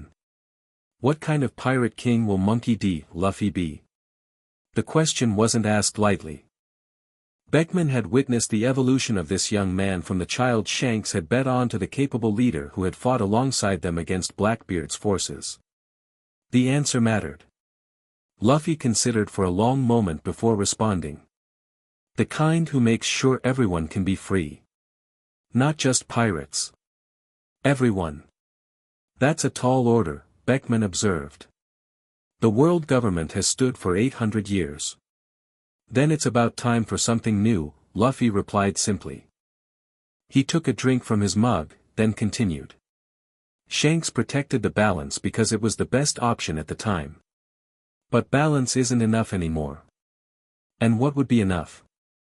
Luffy's eyes fixed on the distant horizon, seeing something beyond the visible. "A world where people aren't punished for being born. Where knowledge isn't hoarded or destroyed. Where the strong protect the weak instead of controlling them." Beckman studied him with newfound appreciation. "You sound less like Roger and more like Dragon now." "I sound like myself," Luffy corrected. "I've had a year to think about what matters. What's worth fighting for?" His hand touched the bandana briefly. "What's worth dying for?" Before Beckman could respond, a call came from the crow's nest. "Ships approaching from starboard. Flying white flags." Both men turned to look. 3 sleek vessels had appeared seemingly from nowhere, moving with remarkable speed despite the calm winds. They flew no identifying banners beyond the white flags of parley. "Right on time," Luffy smiled. Beckman raised an eyebrow. "You knew they were there?" "Felt them with observation hockey about 20 minutes ago," Luffy admitted. "Wanted to see how close they'd get before being spotted." "Impressive," Beckman murmured. "Both their stealth and your perception." As the ships drew nearer, a familiar figure became visible on the lead vessel's deck, a young man with blonde hair and a distinctive top hat, waving enthusiastically. "Luffy!" Sabo's voice carried across the water. Luffy's face split into a genuine grin, the kind that had once been his constant expression before Marineford. "Sabo." Beckman observed the exchange with interest. "Your brother seems less concerned with operational security than I'd expect from a revolutionary commander." "That's just Sabo," Luffy laughed. "Family first, revolution second." As the ships maneuvered alongside each other, Sabo didn't wait for gangplanks. He simply leapt across the intervening space, landing neatly on the Red Force's deck before enveloping Luffy in a crushing hug. "You look good," Sabo said, stepping back to assess his brother. "The training's paying off." "You too," Luffy returned. "The fancy coat is new." Sabo adjusted his revolutionary uniform self-consciously. "Comes with the promotion. Chief of Staff now." "Impressive," Beckman interrupted, extending his hand. Ben Beckman. We have mutual interests to discuss. Sabo shook the offered hand firmly. Indeed we do, Mr. Beckman. Dragon sends his regards and thanks for reaching out. The formal pleasantries established, they moved to the captain's cabin for more private discussion. Yasopp and Lucky Roo joined them, along with two of Sabo's trusted lieutenants. The fragment, still secured in its wooden box, was placed on the table between them. Before we proceed, Beckman began, we need certain assurances. This fragment has been protected by the Red Hair Pirates for over 20 years. We don't relinquish that responsibility lightly. Sabo nodded understanding. Dragon anticipated your concerns. I'm authorized to offer complete transparency regarding our intentions and security protocols. He produced a sealed document. Including this. Beckman broke the seal and read the contents carefully, his expression revealing nothing. When finished, he passed it to Yasopp and Roo for their review. A formal alliance, Beckman summarized for Luffy's benefit. Between the Revolutionary Army and our coalition. Mutual defense, information sharing, and joint protection of both fragments. Sabo smiled. Dragon believes the time for operating in isolation has passed. Recent events, Marineford, Whitebeard's death, Shanks' fall, Blackbeard's rise, all point to a rapidly accelerating timeline. Timeline for what? Yasopp asked. The final confrontation, Sabo replied simply. The one that's been building for 800 years. The cabin fell silent as the weight of those words settled over them. It was one thing to protect a fragment, to thwart Blackbeard's immediate ambitions. It was quite another to acknowledge their role in what might be the culmination of history's longest conflict. And if we refuse? Roo finally asked. If we decide to maintain Shanks' approach of keeping the fragments separated? Then we respect that decision, Sabo answered without hesitation. Dragon was explicit on this point. This must be your choice, freely made. Beckman exchanged glances with his crew members, a lifetime of trust allowing for silent communication. Finally, he turned back to Sabo. We accept your proposal, he stated formally. With one condition. Name it. When the time comes to use these fragments, whether to reveal their truths or leverage their power, the decision must be unanimous among all protecting parties. Beckman's gaze was unwavering. No single faction gets to decide the fate of the world alone. Sabo considered this, then nodded. Dragon will agree to those terms. He believes in collective action, not unilateral power. With that settled, attention turned to the practical aspects of the transfer. Security protocols were established, codes created for future communication, and contingency plans developed should Blackbeard or the world government discover their arrangement. Throughout the discussion, Luffy remained unusually quiet, absorbing everything but offering little input. Only when the formal business concluded did he finally speak up. There's something else, he said, drawing everyone's attention. Something beyond protecting the fragments. What's that? Sabo asked. Luffy leaned forward, his expression intense. We need to find Blackbeard's fragment. Take it from him before he discovers what Dragon has. Before he can threaten either of you to get what he wants. The proposal was bold, moving from defense to offense in their fragment strategy. Predictably, it generated immediate debate. A direct confrontation with Blackbeard is exactly what we've been avoiding, Yasopp pointed out. He's only grown stronger since absorbing Whitebeard's power.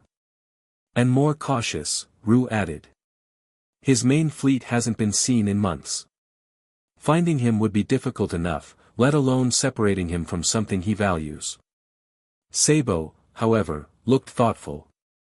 It's not without merit.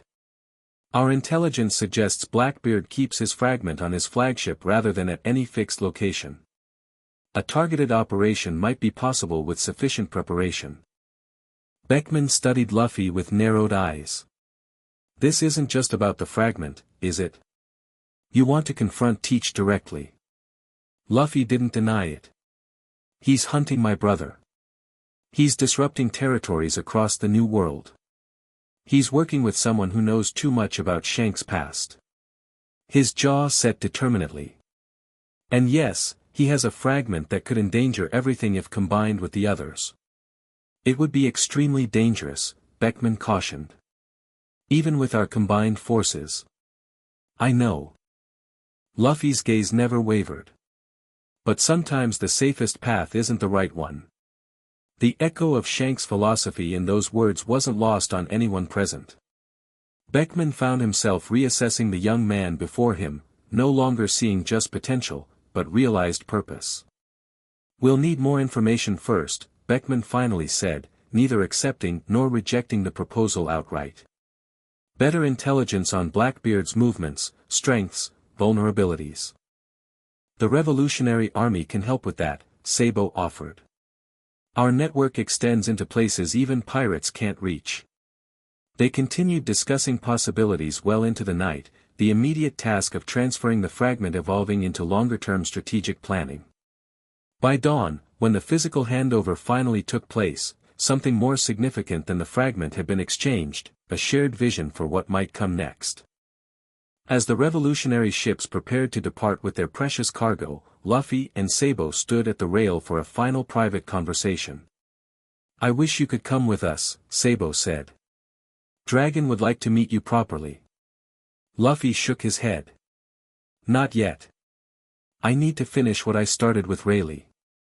Need to be ready when I see my crew again. They're all safe, by the way, Sabo assured him. Our agents have confirmed sightings of each Straw Hat. They're all training, growing stronger, just like you are. The news brought a genuine smile to Luffy's face. Good. They'll need to be ready too. Sabo studied his brother with a mixture of pride and concern. This path you're on now, coalition building, fragment hunting, Blackbeard challenging, it's not what anyone expected from Straw Hat Luffy a year ago. A lot's changed in a year, Luffy replied simply. Yes, but have you? Sabo asked the question gently. The boy who wanted to be Pirate King for the freedom and adventure, is he still in there somewhere? Luffy's hand went to his chest, right over his X-shaped scar. He's still here. Just, clearer now about what freedom really costs. What it's really worth. Satisfied with that answer, Sabo embraced his brother once more before leaping back to his own vessel. As the revolutionary ships pulled away, their white flags replaced now with their standard banners, Luffy watched until they disappeared over the horizon. Beckman joined him at the rail. We're setting course for Ruzakana to drop you with Rayleigh. Any second thoughts about returning to training now that you're in the middle of all this? Luffy shook his head. No. The next time I face Blackbeard or Akainu, I need to be even stronger than I am now. His expression hardened. Strong enough that no one else dies protecting me. Beckman nodded understanding. Shanks would say strength isn't just about power. It's about when and how you use it.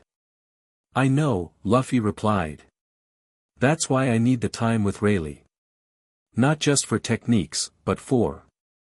He searched for the right word, perspective. As the Red Force adjusted its heading, Luffy took one last look in the direction the revolutionary ships had gone. The fragments were moving toward each other after decades apart. The knowledge they contained, the truth about the world, was step by step coming back into play. Whatever happened next, he intended to be ready for it. 1 month later, Ace stood on the deck of the Moby Dick as it patrolled the edges of their coalition's protected territories. Beside him, Marco watched through a spyglass as a merchant vessel passed safely within their escort range. Another successful crossing, Marco noted with satisfaction. That makes 17 this month without incident. Ace nodded. The coalition's working better than I expected. Even the independents are respecting our boundaries.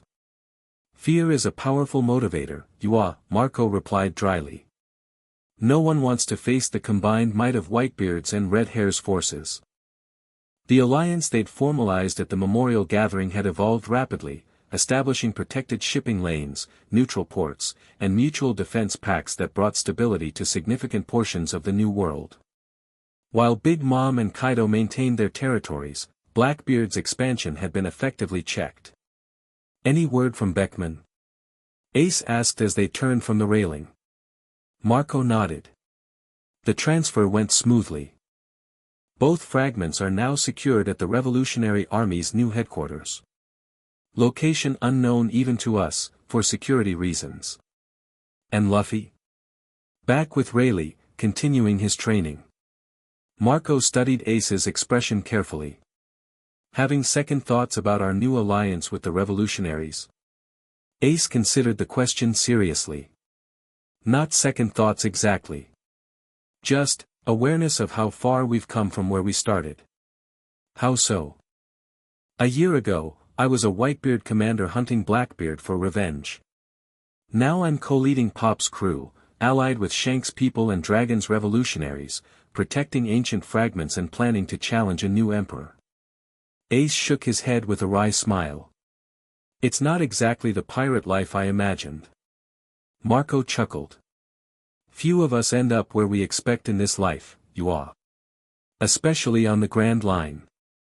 They walked together toward the captain's quarters, now shared between them as joint leaders of the Whitebeard pirates. Inside, maps covered the walls showing their territories, allied ports, and known positions of rival forces. Intelligence reports from their coalition partners were stacked neatly on the desk alongside communications from their own division commanders. Ace picked up a recent report from Jozu, who was patrolling their eastern boundary. Blackbeard's fleet was spotted near Risky Red Island 3 days ago. Then disappeared again. He's looking for an opening, Marco surmised. Testing our response times and patterns.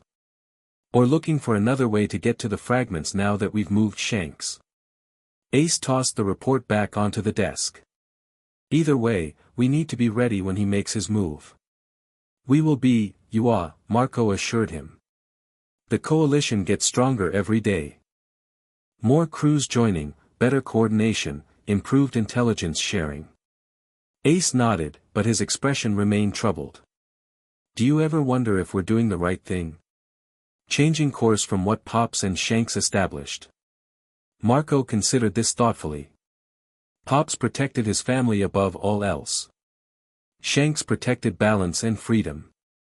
I think we're honoring both by adapting to new circumstances rather than clinging to old methods that no longer work. I hope you're right, Ace replied quietly. Their conversation was interrupted by a knock at the door. The lookout entered, slightly breathless. Commanders, he began urgently, we've spotted a marine fleet approaching from the north. 6 battleships led by a flagship flying a vice admiral's pennant. Ace and Marco exchanged alarmed glances. Marine forces of that size didn't casually venture into coalition territory without specific purpose. Battle stations, the lookout asked nervously. Not yet, Marco decided. Let's see what they want first. They must know they're outnumbered this deep in our waters. They returned to the deck, where the crew had already begun preparing for potential combat. The marine vessels were now clearly visible on the horizon, maintaining formation but not yet in attack position. Should we signal the Alliance ships in the area? Jozu asked, joining them at the rail. Ace shook his head. Not until we know their intentions. This could be a parley. As if confirming his words, signal flags rose on the marine flagship, requesting communication. No aggression, no demand for surrender, just talk. Interesting, Marco murmured. Who do you think it is? Smoker again? Only one way to find out. Ace raised his hand, signaling their acceptance of the parley request. The marine ships adjusted course, the flagship pulling ahead while the others maintained distance. As it drew closer, Ace could make out a solitary figure standing at its bow, a tall man in a white coat with a shock of gray hair. Shit, Ace muttered. It's Garp. Marco's normally lazy expression sharpened with concern. Your grandfather. What's he doing here? Nothing good, Ace replied grimly. He wouldn't come himself unless the message was important. They watched in tense silence as the marine vessel maneuvered alongside the Moby Dick, close enough for communication but maintaining enough distance for quick retreat if necessary. Garp stood alone at the railing, his weathered face giving away nothing of his purpose. "Permission to come aboard," the vice admiral called, his voice gruff but controlled. Ace hesitated, then nodded. "Alone. Unarmed." Garp barked a laugh. "My fists are weapons enough, boy. But I'll leave them on my side of the rail if you do the same with your flames." A gangplank was extended between the ships. Garp crossed with the confident stride of a man who feared nothing, ignoring the hostile stares of the whitebeard pirates surrounding him. He stopped a few paces from Ace, assessing his grandson with critical eyes. "You look well," Garp finally said. "Command suits you." "What do you want, Garp?" Ace asked, maintaining formality despite their relationship. "You're a long way from marine waters." "Official business," Garp replied, reaching inside his coat. Several pirates tensed, but he withdrew only a sealed envelope. "From Fleet Admiral Akainu." The name alone caused temperature around Ace to rise several degrees. "I have nothing to say to Akainu." "You don't have to say anything," Garp countered. "Just listen." Or read, rather. He held out the envelope. After a moment's hesitation, Marco took it instead of Ace, breaking the seal and scanning the contents quickly. His eyebrows rose in surprise. "What is it?" Ace demanded. "An offer," Marco summarized. "Or rather, a warning disguised as an offer." Garp crossed his arms. "Akainu is preparing a major operation against Blackbeard. The largest mobilization of marine forces since Marineford." This got everyone's attention. Ace's eyes narrowed suspiciously. "Why tell us this?" "Because Teach has something the world government wants," Garp answered bluntly. "Something they believe you know about too." The fragment, Ace realized. Garp's expression confirmed it without words. "Akainu proposes a temporary non-aggression pact. The Marines focus on Blackbeard, and your coalition stays out of the way. In return, your territories remain unmolested during the operation." "And after?" Marco asked skeptically. "After depends on what happens with Blackbeard," Garp replied. "And what choices you make regarding certain artifacts." The implications weren't subtle. The world government knew about the fragments, knew about their connection to the coalition, and was offering a deal: let them handle Blackbeard and retrieve his fragment, and perhaps hostilities could be reduced long-term. "This is a trap," Ace stated flatly. "Akainu would never offer us terms unless he had an ulterior motive." "Maybe," Garp acknowledged. "Or maybe the world government fears Blackbeard with the fragment more than they fear you with it." Marco handed the letter to Ace, who read it himself, flames unconsciously licking at the edges of the paper as his anger rose. "This is the same man who tried to execute me," Ace said quietly. "Who killed Shanks. And now he wants us to stand aside while he eliminates a common enemy? So he can turn his full attention to us afterward." "I'm just the messenger," Garp replied, his tone softening slightly. "Though if it matters, I advised against this approach." "What did you advise instead?" Marco asked curiously. Garp's eyes met Ace's directly. "A genuine alliance. Against Blackbeard and against whatever he's trying to unlock with that fragment." "The Marines don't ally with pirates," Ace pointed out. "No," Garp agreed. "But they have worked with specific pirates when greater threats emerged. As they did with Shanks on several occasions." This was news to Ace. "Shanks worked with the Marines?" "Not officially," Garp clarified. "But there were understandings. Certain boundaries respected on both sides.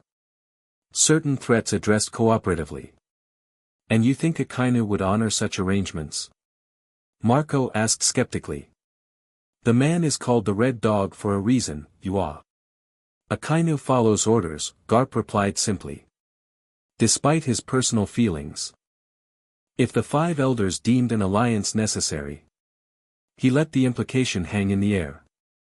The highest authority in the world government, concerned enough about Blackbeard to consider working with pirates they'd recently tried to execute. What exactly does Blackbeard have? Ace asked directly. What do the fragments do that has everyone so worried? Garp's expression became guarded. That's classified at the highest levels. Even I don't have full clearance. But you know something, Ace pressed. The old Marine seemed to wage an internal battle before responding. I know the world government fears few things more than certain truths coming to light. And that Roger wasn't executed just for being Pirate King. His eyes locked with Ace's meaningfully. He was executed because of what he learned at Laugh Tale. The connection to what Beckman had told them about the fragments was unmistakable.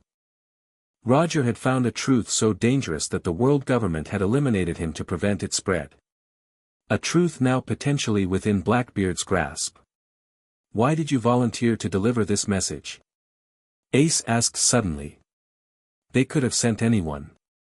Garp's weathered face softened almost imperceptibly. Because despite everything, you're my grandson. And I wanted to see for myself that you were okay. The unexpected honesty momentarily stripped away the formality between them. For a brief instant, they weren't Marine and pirate, but family, complicated, divided by duty, but family nonetheless. I'll take your message back to the coalition leadership, Ace finally said, regaining his composure. But I wouldn't expect a favorable response. Garp nodded, apparently having anticipated this. Just remember one thing, Ace. In the coming conflict, old categories of friend and enemy may not apply as neatly as they once did. Keep your mind open to unexpected allies. With that cryptic advice, the Vice Admiral turned to leave. At the gangplank, he paused and looked back. Luffy's doing well too, by the way. In case you were wondering. You've seen him? Ace asked, surprised. No, Garp admitted. But I hear things. He's becoming quite the pirate. A hint of grudging pride colored the last words. After Garp's departure, the Marine fleet maintained position just long enough to retrieve their flagship before withdrawing to the north. Ace watched them go, the letter from Akainu still clutched in his hand. Well, Marco said when they were alone in the captain's quarters again, that was unexpected. Very, Ace agreed. The world government publicly offering terms to pirates they recently tried to execute. Admitting they fear Blackbeard more than us. Something's not right. The question is what we do with this information, Yua. Ace stared at the letter thoughtfully. We share it with Beckman and the coalition leadership. And with Luffy. His expression hardened with resolve. But we also accelerate our plans. If both the Marines and Blackbeard are making moves around the fragments, we can't afford to wait any longer. Marco nodded agreement. I'll send word to our allies immediately. And to your brother. As Marco left to issue the necessary orders, Ace remained alone with his thoughts. He moved to the large window overlooking the sea, watching the sunset paint the water in shades of orange and red. The world was shifting beneath their feet, alliances forming and breaking in unexpected ways. What would you do, Shanks? He murmured to the empty room. What would you advise now? No answer came, of course. But as the last light faded from the horizon, Ace found a certainty growing within him regardless. The time for caution was passing. The fragments, Blackbeard, the world government's fears, all were converging towards some inevitable confrontation. When it came, he intended to be ready. Drifting through the mist that perpetually shrouded Kurigana Island, Dracul Mihawk's coffin-shaped boat approached the ruined castle he called home.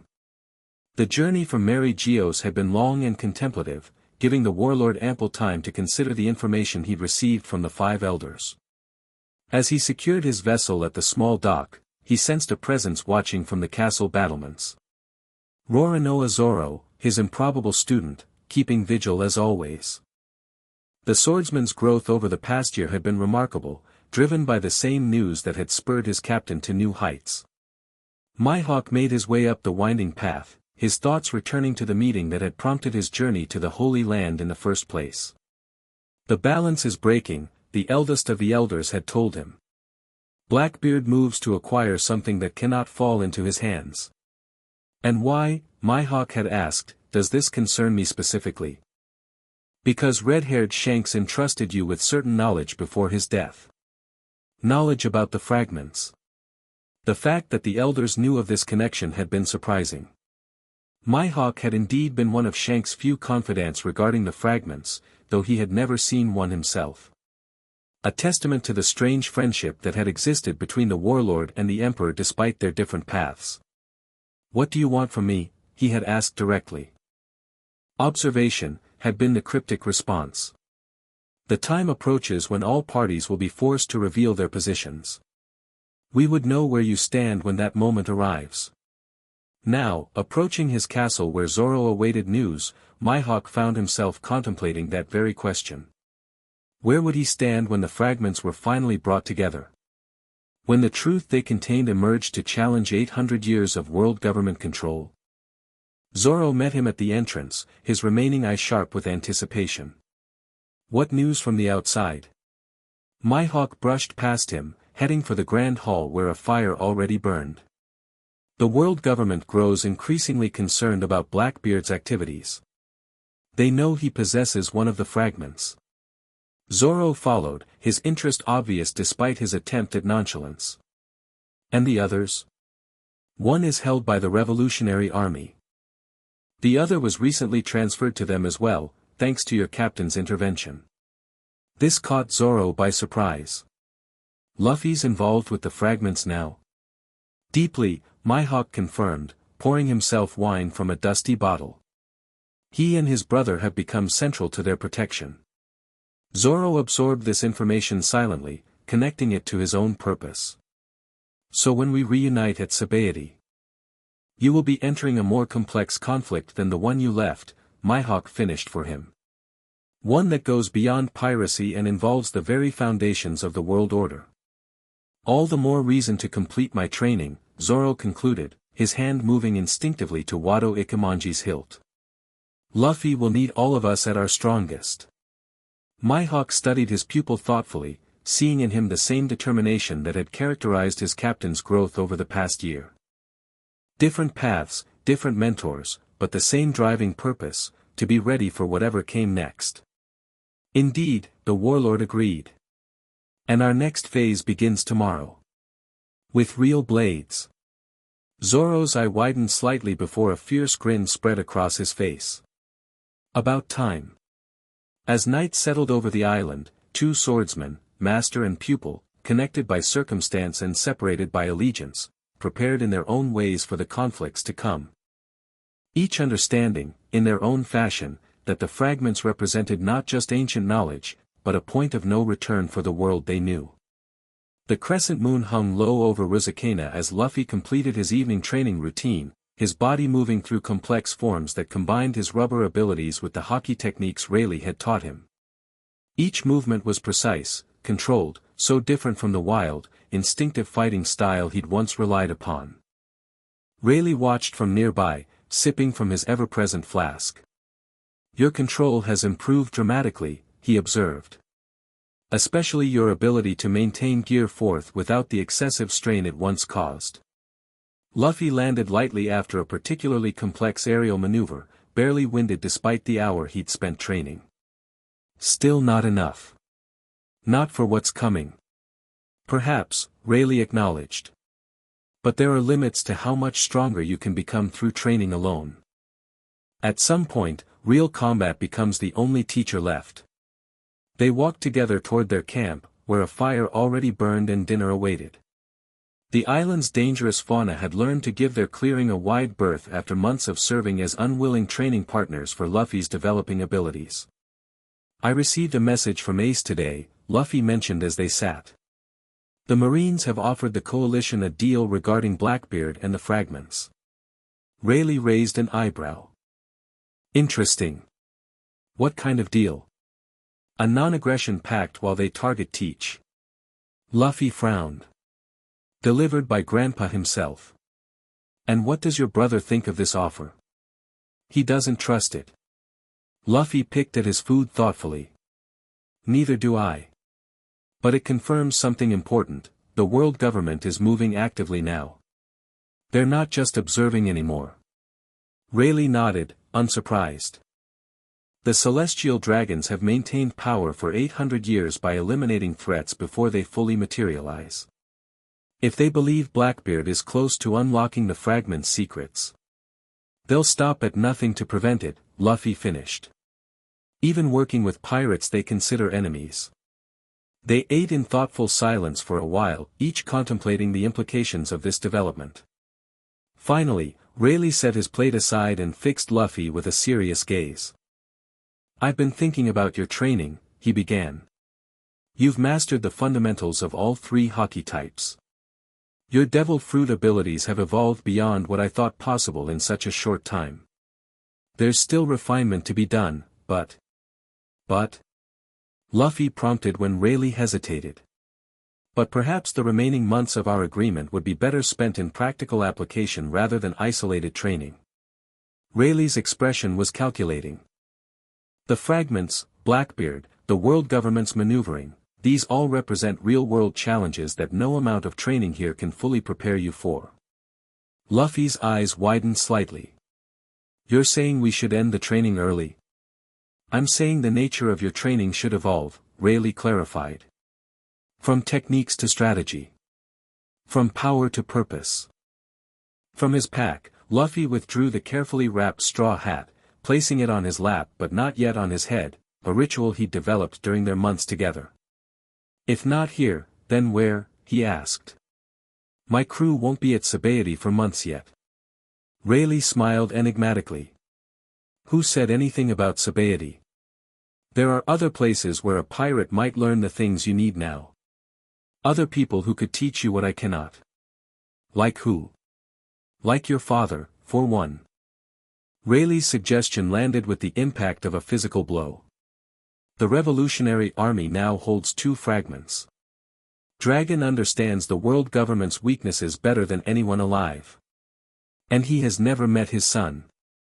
Luffy stared into the fire, considering this unexpected proposition. Meeting Dragon had always seemed like a distant eventuality, not an immediate possibility. Would he even want to meet me? He asked quietly. Rayleigh chuckled. Luffy, he's been keeping tabs on you since you set sail.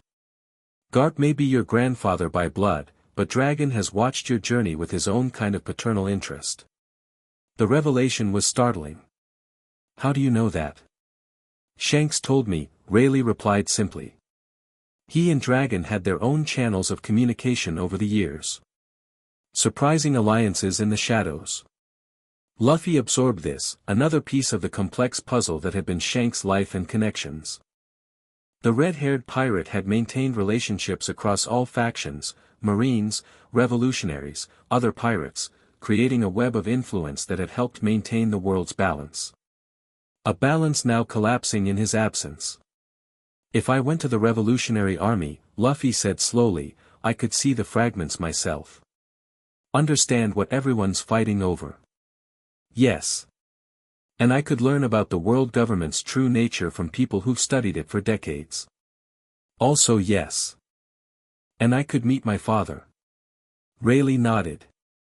All valuable experiences for a future pirate king who will soon face challenges beyond mere strength. Luffy looked down at the straw hat in his lap, tracing its brim with his fingers. Shanks would want me to understand everything before making choices that affect the world, he reasoned. Not just to have power, but to know when and how to use it. Precisely, Rayleigh agreed. Your journey has always been about freedom, Luffy. But true freedom requires understanding the chains that bind others.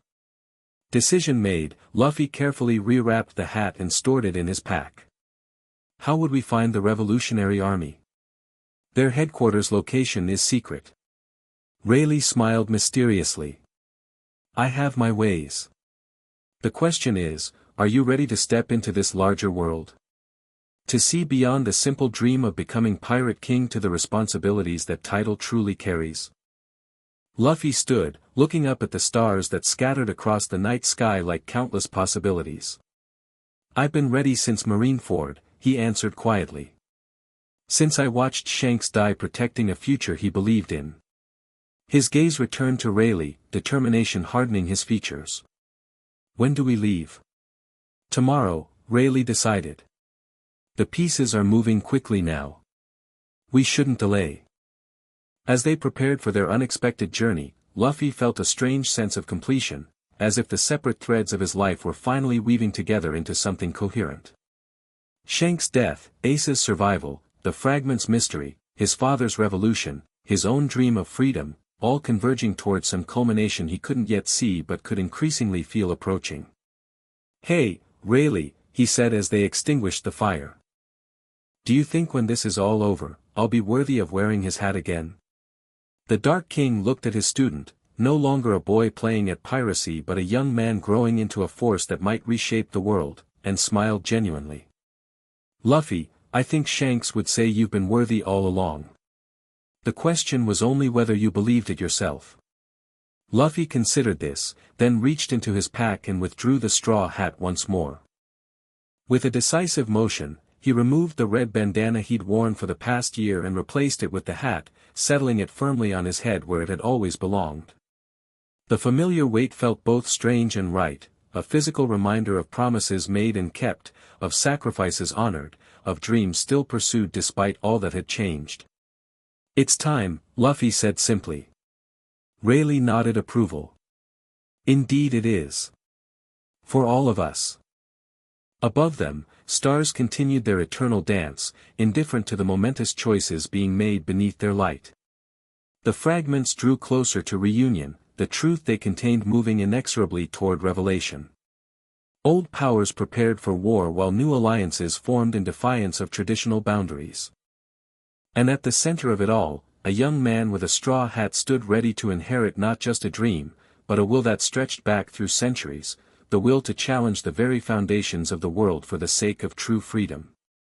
Shanks' legacy lived on, not just in the fragment he had protected or the crew he had led, but in the determination shining in Monkey D. Luffy's eyes as he prepared to step fully into the role history had been shaping for him all along. The dawn of a new era approached. And this time, Luffy would meet it not as a witness or a victim, but as one of its architects.